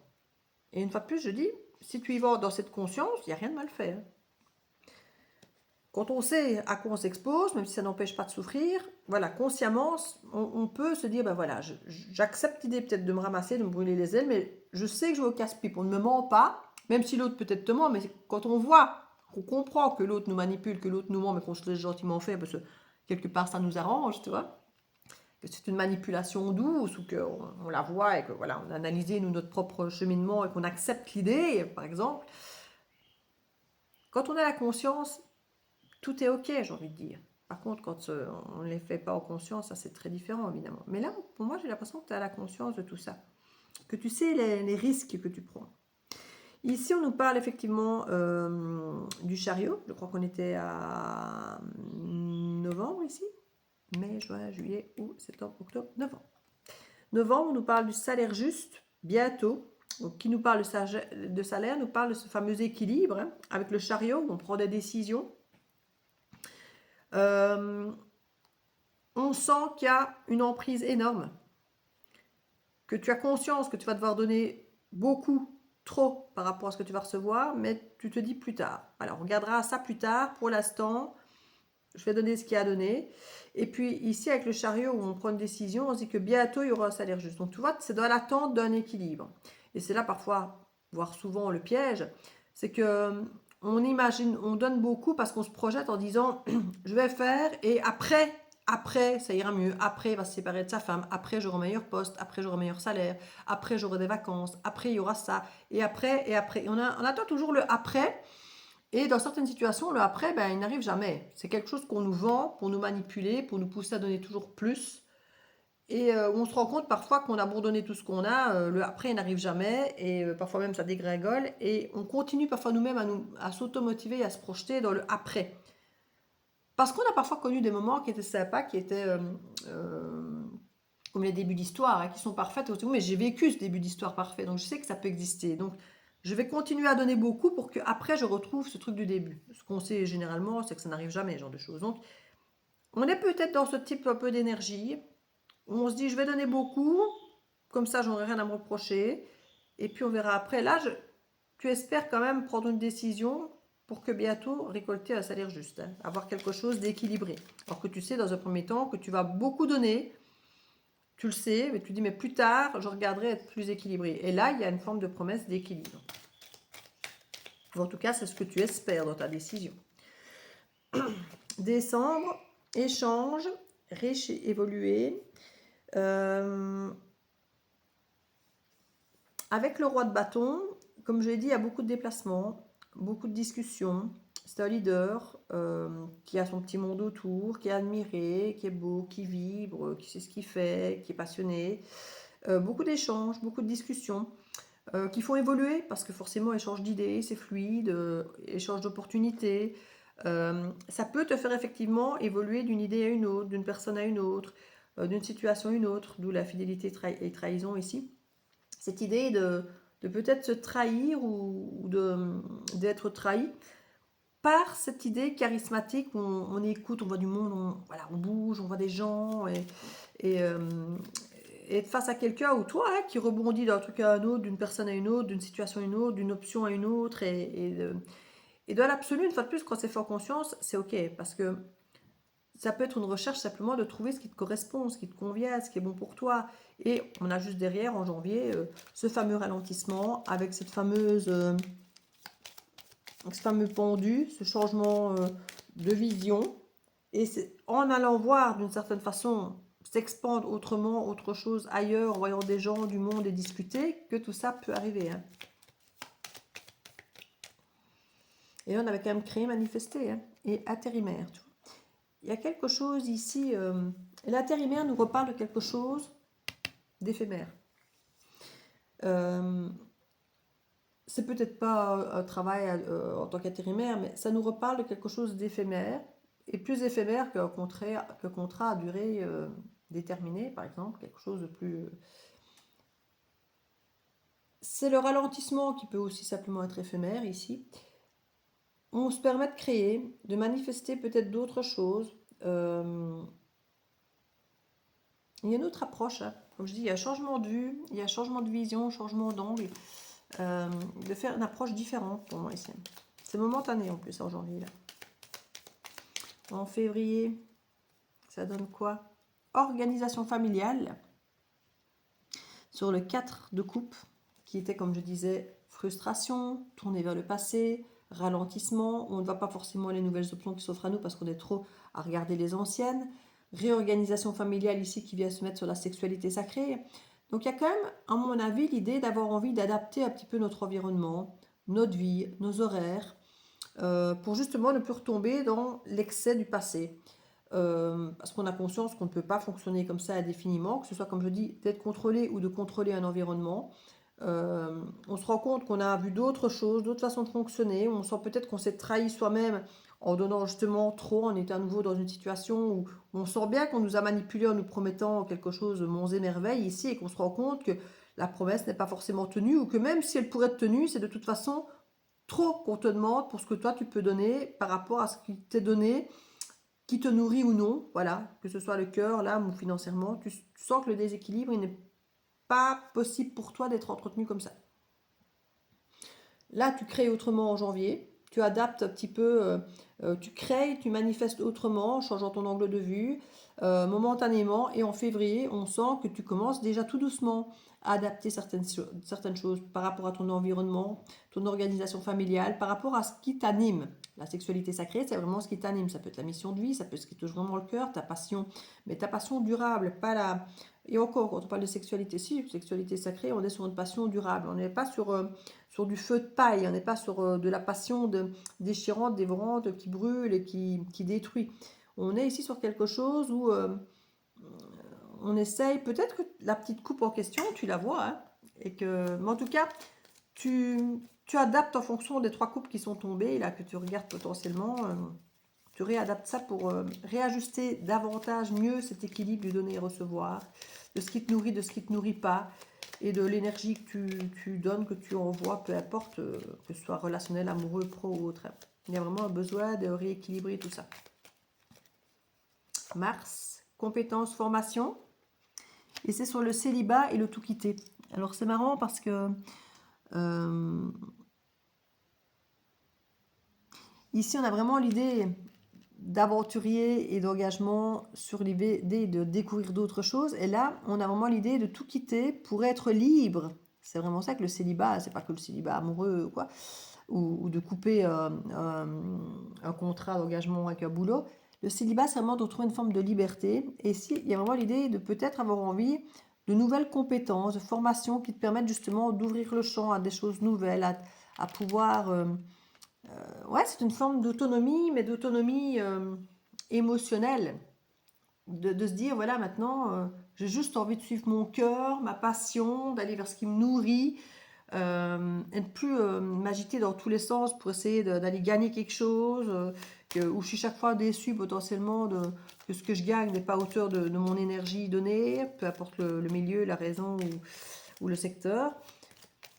Il y a l'idée Alors la compétence, la formation, ça peut même être la lecture d'un livre, d'un article parfois qui passe. C'est une forme d'acquérir une nouvelle compétence en toi pour, pour t'ouvrir à d'autres champs, euh, pour retrouver cette liberté de ton cœur, de se dire j'ai envie de redécouvrir d'autres choses. En fait, je crois que tu fais un bilan ici et le bilan là du roi de coupe qui n'est pas très... du roi de bâton qui n'est pas très euh, fidèle, parce qu'on parlait d'infidélité, de trahison, mais qui te permet de voir d'autres choses, d'autres gens, d'autres discussions. On s'ouvre et c'est peut-être pour ça que là tu ralentis, parce que tu te rends compte peut-être que tout ça t'a ouvert à d'autres perspectives qui sont loin de ce que tu es en train de mettre en place là. Et que tu te dis, mais finalement, je me suis peut-être trompée. Alors, ce que je fais là, oui, ça m'intéresse, c'est gros, c'est immense, c'est génial, mais ça me demande beaucoup trop d'énergie. Et là, peut-être que tu te rends compte que tu discutes avec des gens, que tu vas dans des lieux et que tu vois des choses que tu n'aurais pas pu voir si tu n'avais pas fait ce chemin-là. Donc, on remercie d'avoir fait ce chemin-là, même si c'est pas finalement ce qui t'aura vraiment nourri comme tu veux, de façon autonome, parce que là, tu sens que tu es dépendante, alors que là, tu veux retrouver l'autonomie. Mais ça, ce chemin-là t'a permis d'arriver là et de t'ouvrir à des champs que tu n'aurais pas pu vivre sans ça, de ralentir, de réajuster pour écouter cette sexualité sacrée, donc pour réajuster, réorganiser ta famille, ton environnement autour de quelque chose qui t'anime beaucoup plus. Et là, tu mets en place vraiment formation, ça peut être des lectures, comme je dis, ça peut être où le célibat arrive comme étant je m'écoute moi et je vais faire ce que moi je veux, ce que mon cœur me dit, ce que mon bâton à moi, ma sexualité, mes envies, mes passions, mes tripes m'appellent de faire. Et là, on a mariage, engagement et le cavalier de bâton, mais sur patron aussi que j'ai au dos de deck. Et je me demande si le patron, c'est pas toi dans l'histoire. Je m'écoute moi, je m'engage avec moi-même, comme je disais tout à l'heure. Et de collaboration.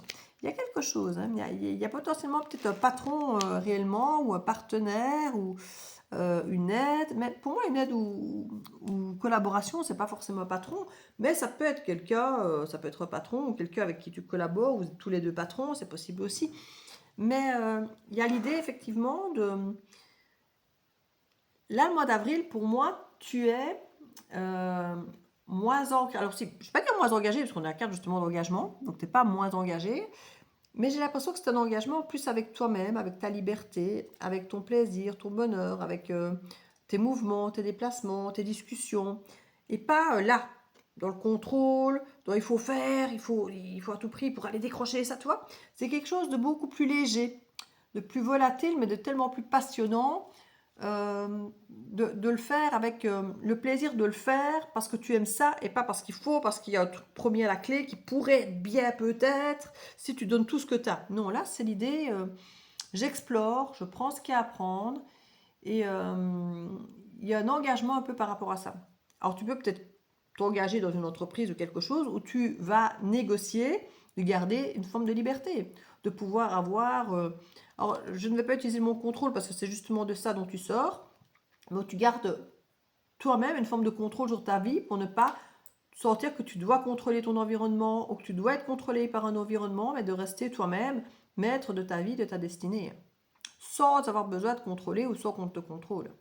Avoir cette liberté d'action, quoi, en fait. Et tu as de l'aide potentielle, une collaboration pour ça. On parle de changement, mutation. Sortie entre collègues, salaire, engagement, s'adapter, apprendre, patron. Ouais, on parle de, il y a un réapprentissage, une formation, quelque chose qui évolue. Et ça vient de là pour moi. De cette forme d'infidélité qu'on te fait, où moi j'ai même envie de l'impression que c'est toi qui peux être infidèle parce que tu vas discuter d'autres choses que ce qu'on t'a proposé là et promis là. Tu vas discuter d'autres choses ailleurs, dans d'autres mondes, dans d'autres sphères, parce que là tu vas attirer des gens, tu vas voir du monde, et ça va te faire réfléchir et changer un peu ton cap. Mais c'est très bien, c'est très bien. Allez, je vais reprendre celui-là. Non, celui-là. Alors, pour terminer, le petit côté un peu plus spirituel, qu'est-ce que ça nous dit pour le... J'allais dire pour le 1er mai. pour le mois de mai.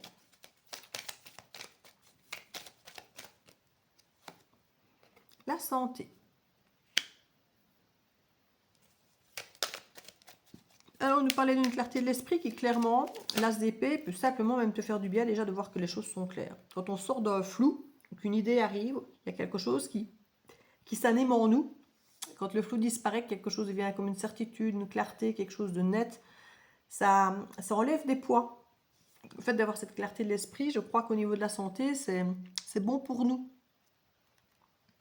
Ici, on parle de fertilité. Donc, on a vraiment une belle évolution pour le mois de juin. Alors là, on est déjà sur la production-construction. Et puis là, on est encore sur la fertilité qui nous parle encore de construction et de compromis. Juste une fois de plus, fais en conscience, surtout si tu sais que c'est quelque chose d'éphémère. Hein, alors, je ne vais pas dire dose, parce que tu es peut-être obligé de passer par le surdosage pour vivre tout ça. Tu vois. Mais une fois de plus, si c'est en conscience, il n'y a aucun problème. Hein. Comme ça, toi, tu as la conscience que tu as été au bout du truc, que tu as fait tout au maximum et que tu as pris toutes les options à bras le corps et toutes les opportunités et que tu ne peux pas t'en vouloir d'être passé à côté de quelque chose, de ne pas avoir osé, de ne pas avoir fait, de peur de, ou, voilà, ou de n'avoir fait qu'à moitié. Mais ne t'étonne pas après lors d'être épuisé et d'avoir trop fait. Une fois de plus, si c'est fait en conscience, tout est OK. Parce qu'il n'y a pas de bonne manière ou de mauvaise manière de faire. Il faut juste que toi, au bout du chemin, tu sois contente de dire, ben voilà, oui, ça n'a pas été ce que je voulais, mais j'ai été au bout, je ne regrette rien. Voilà, et c'est tout. En fait, c'est parfait. Ça peut être un cheminement tout à fait acceptable. Juste prends soin de ta santé. Il ne faut pas non plus s'épuiser. En même temps, si tu écoutes ton corps quand tu sens que tu es épuisé, je crois que là, de toute façon, tu fais ton tri, tu fais ton petit bonhomme de chemin. Donc, juillet, fin des problèmes. Et c'est marrant parce que la fin des problèmes tombe exactement sur la carte où tu manques d'estime, tu vois, avec le manque de valeur du cercle de denier. Et la tentation, le flirt et la proposition offre d'emploi. Fin des problèmes. Parce qu'il y a une offre d'emploi, il y a quelque chose qui t'est proposé, il y a quelque chose qui est là et qui te tient à cœur. Donc du coup, ok, c'est parfait, tout est nickel, tout s'arrange. Il y a cette sensation, et on est vraiment en santé, fertilité. Donc mai, juin, juillet, tu es vraiment sur une belle énergie en fait. Parce que ça te met du baume au cœur de sentir que c'est fluide, que c'est évident, que c'est clair. Tu sens que c'est constructif. Et puis, il y a vraiment une proposition de quelque chose qui te tente vraiment, quoi. Il y a quelque chose de tentant, hein. On le voit clairement.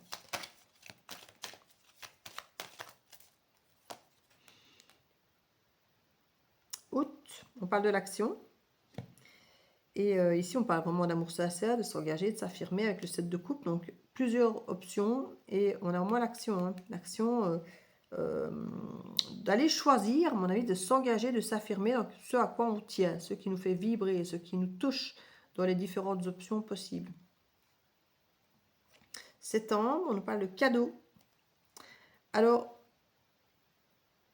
avec le diable, la jalousie, l'hypocrisie et puis le cadeau, c'est vraiment l'expansion grandir, cette espèce de promesse du cadeau, de la récompense, quand tu auras fait ce pourquoi on te manipule.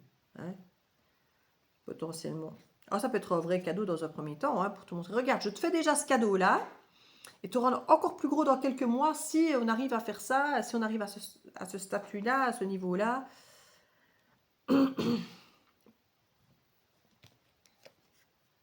Réconciliation.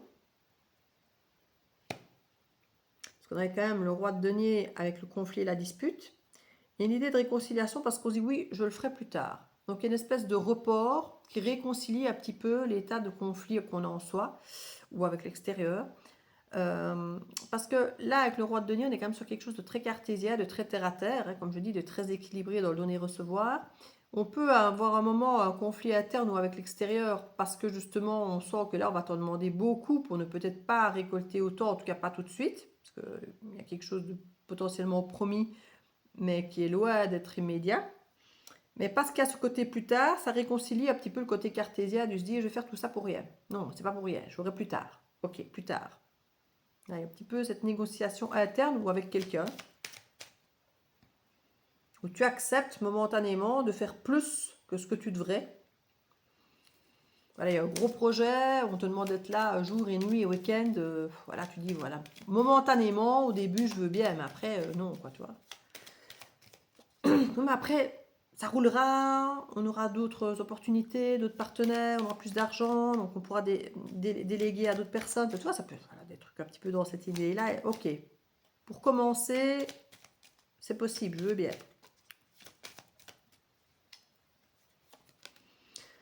Mai, juin, juillet, août, septembre, octobre, novembre. Parole irréfléchie. On a le chariot où on prend une décision rapide, tout va vite, puis on se dit bientôt ça a l'air juste. Et puis là, il y a quand même la parole irréfléchie qui vient. Il faut quand même faire attention. La parole irréfléchie, ça peut être toi qui dis quelque chose trop vite, ou quelqu'un qui te dit quelque chose trop vite, voilà. Et dans le bon comme dans le mauvais, hein. Parfois, il y a quelqu'un, oh, tu me dégoûtes. Et puis on se dit, oh, merde, j'aurais peut-être pas dû aller si loin parce que c'est quand même un mot qui est fort et que ça peut parfois marquer les gens. Ou on peut lâcher des je t'aime comme ça et puis ouf, j'aurais pas dû dire ça. J'ai été dans une émotion, j'ai lâché ça parce que j'étais touchée par un truc, mais en fait, et on ne sait pas ravaler ces mots parfois et l'impact il a été créé, quoi. Ici, on a l'idée de paroles irréfléchies qui sont quand même liées à une décision où on estime que bientôt on aura quelque chose de juste. Donc, on est, comme je dis tout le temps, dans l'espoir, là, d'avoir un truc équilibré, de promesses, machin, de se raisonner qu'on sait qu'on en fait trop, mais que plus tard, ce sera équilibré. Et c'est quand même sur une parole irréfléchie. Donc, on ne doit pas trop s'y fier. Même si la parole est réfléchie, c'est pas forcément un mensonge voulu, hein, c'est souvent la parole est réfléchie, un truc qu'on dit comme ça un peu trop sur le vif, sous l'effet de la colère, de l'émotion. La parole est réfléchie, c'est souvent comme ça qu'elle est posée. Hein. Et la décision, on pourrait peut-être prise là, du coup. Allez, ça va, je vais le faire. Arrête de me casser les pieds. Et puis se dire, ouais, putain, j'aurais pas dû, quoi. J'aurais pas dû dire si vite, oui, ok, j'aurais peut-être dû dire, je vais réfléchir. Mais juillet, août, septembre, octobre, novembre, décembre. Chaque fois, je dis, je recompte, parce que je suis tellement habituée que le cadran est décalé. Décembre, oui, parce que j'avais que là, c'était janvier. Équilibre ici, roi de bâton. Alors c'est comique, parce qu'on a un roi de bâton avec la fidélité et la trahison. Et puis on a l'échange riche et évolué qui vient avec l'équilibre. Il y a quelque chose où on est trahi, où on se trahit avec ce roi de bâton, de faire tout trop, peut-être trop de charisme, trop de machin, trop de déplacements, trop de blabla, mais qui nous ouvre aussi à autre chose, qui nous permet de rééquilibrer. Et là, le rééquilibre, il est bien plus juste, bien plus profond, bien plus émotionnel, bien plus vibrant pour toi que l'espoir d'un salaire juste ou d'un truc là, tu vois. En tout cas, ça te parlera beaucoup plus parce que c'est lui qui va te faire avancer là. Alors en janvier, et c'est parce que tu réalises que là, il y a un équilibre qui se profile, que tu ressens, que tu réajustes après. Hein. Donc comme je dis, ce parcours-là n'est pas du tout sans raison. Parce que si tu n'avais pas fait ça, tu n'arriverais pas là. Donc, tout a lieu d'être. Janvier, créativité. Et c'est marrant parce que ça fait 2 fois que la créativité ressort. On a le pendu qui représente quand même le poisson. Et le poisson est créatif. On a créé, manifesté, la créativité et l'intérimaire. Donc il y a vraiment un moment en janvier qui ne va pas durer éternellement. Avec le côté intérimaire, c'est vraiment éphémère, une fois de plus, c'est très momentané, où il y a vraiment une part de créativité. On imagine les choses autrement, on change de point de vue, on est créatif, on dit tiens, comment est-ce que je pourrais faire ça autrement, sous un autre angle de vue, comment est-ce que je pourrais adapter ça. Et si je voyais les choses sous un autre angle, comme ça, si je faisais comme ça, je pourrais faire les choses autrement, comme ça. Et c'est ça qui va te permettre vraiment d'adapter. Prospérité en février, où on voit qu'effectivement avec ce 4 de coupe, tu peux peut-être justement avoir cette sensation d'ennui, de frustration, de dire je ne veux plus que ça arrive, je vais m'y prendre autrement, je me réorganise, j'écoute mon cœur, mes tripes, ce qui est sacré pour moi, et ça c'est prospère pour toi. C'est direct. Et là on sent que tu mets en place formation, tu te libères, des choses, des gens, des engagements pour t'engager autrement, avec plus de liberté vis-à-vis de toi-même ou vis-à-vis d'autres situations, aide ou collaboration, mais qui sont beaucoup plus équilibrées par rapport à ce que toi tu veux, à ce qui te fait vibrer. En mars, on a les bons moments. Et c'est comique une fois de plus parce qu'on a quand même tout quitté, célibataire, compétences, formation. Donc, le tout quitter et célibataire, c'est pas du tout quelque chose comme un célibat contraint ou comme une séparation, une rupture douloureuse. Parce qu'un 6 d'épée, généralement, c'est quitter quelque chose. Souvent, on peut imaginer que c'est douloureux, que c'est difficile. Le célibat, on l'imagine parfois comme un poids. Là, ce sont des bons moments. Tu fais ça, limite, tu te sens libéré. Tu vas vers des compétences, une formation qui t'ouvre à autre chose de plus grand, plus de liberté, plus de... Quand j'ai liberté, ici, ça ne veut pas dire pas engagé, pas en couple. Ça veut dire qui t'offre, toi, une capacité de pouvoir bouger, vivre, évoluer à ta guise, avec plus de fluidité, plutôt que d'être cadenassé dans des trucs qui ne te correspondent pas ou qui ne te conviennent pas ou qui t'épuisent. Et en avril, communication. Communication sur et net, sur une collaboration, mariage, engagement. Donc on peut avoir effectivement des signatures de contrats, en tout cas beaucoup de négociations. Et tout ça pour aller sur cavalier de bâton qui, comme je dis, explore, part à l'aventure. Tiens, on ferait bien ça. Et puis tiens, dans le contrat, moi je préfère qu'on mette cette clause-là comme ça plutôt que comme ça. Ça me convient mieux, je me sentirais plus libre. Je sais pas, on va de se dire couper la semaine en deux, je garde mon mercredi, comme ça je peux travailler de la maison. Et comme ça me permet de faire mes courses, de m'occuper des enfants, de faire ci, de faire... Voilà. D'avoir quelque chose, j'ai envie de dire à la carte, plus libre pour toi. Et regarde dans notre deck contrat. On a déjà le contrat et on avait l'engagement et le mariage. Donc il y a vraiment l'idée de sceller quelque chose. Alors que le mois avant, on a vraiment cette idée de séparation, de tout quitter, de célibataire. Mais comme je dis, qui n'est pas du tout mal vécu. C'est des bons moments. C'est quelque chose où tu fais ton premier... En quittant ça, tu fais ton premier pas vers la liberté, mais pas de... Tu te désengages de ce qui ne te convient plus pour pouvoir mieux t'engager dans ce qui te convient. C'est vraiment ça. C'est une transition entre mars et avril où vraiment tu switches, tu transformes les choses pour sortir du contrôlant à la liberté, à l'aventure, à quelque chose où tu es plus libre, plus toi, plus vibrante, moins épuisée. En tout cas, si tu t'épuises, c'est parce que ça te plaît, ça te convient, ça te nourrit. Tu es vivante. C'est beau. C'est un beau tirage. Allez, une petite carte là comme ça. Les portes de l'intuition pour clôturer.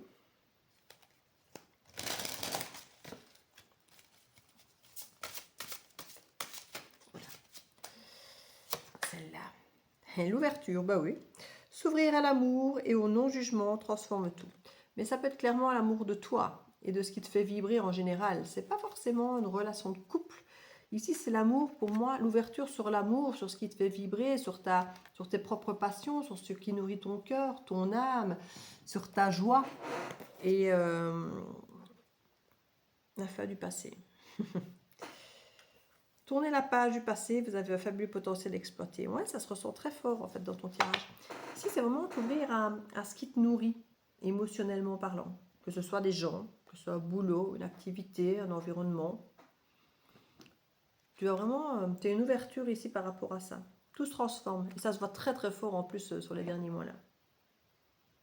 Et voilà, j'espère que ton tirage résonnera, te plaira et en même temps qu'il se réalisera parce que c'est pas mal du tout.